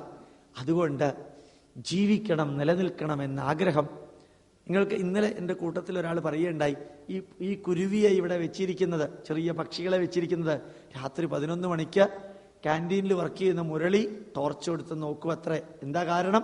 തൊട്ടപ്പുറത്തുള്ളൊരു വീട്ടില് ഒരു വലിയ തത്തയെ ആ കൂടിൻ്റെ ഇടയ്ക്കുള്ള ഒരു ചെറിയ പൊട്ടിലൂടെ കടന്ന് ഒരു മൂർഖൻ പാമ്പ് ആ തത്തയെ പിടിച്ചു. വീട്ടുകാര് TV വെച്ചുകൊണ്ടിരിക്കുന്നത് കൊണ്ട് ഈ തത്തയുടെ ജീവൻ മരണ അലറിച്ചയുടെ ശബ്ദം അവർക്ക് കേട്ടില്ല.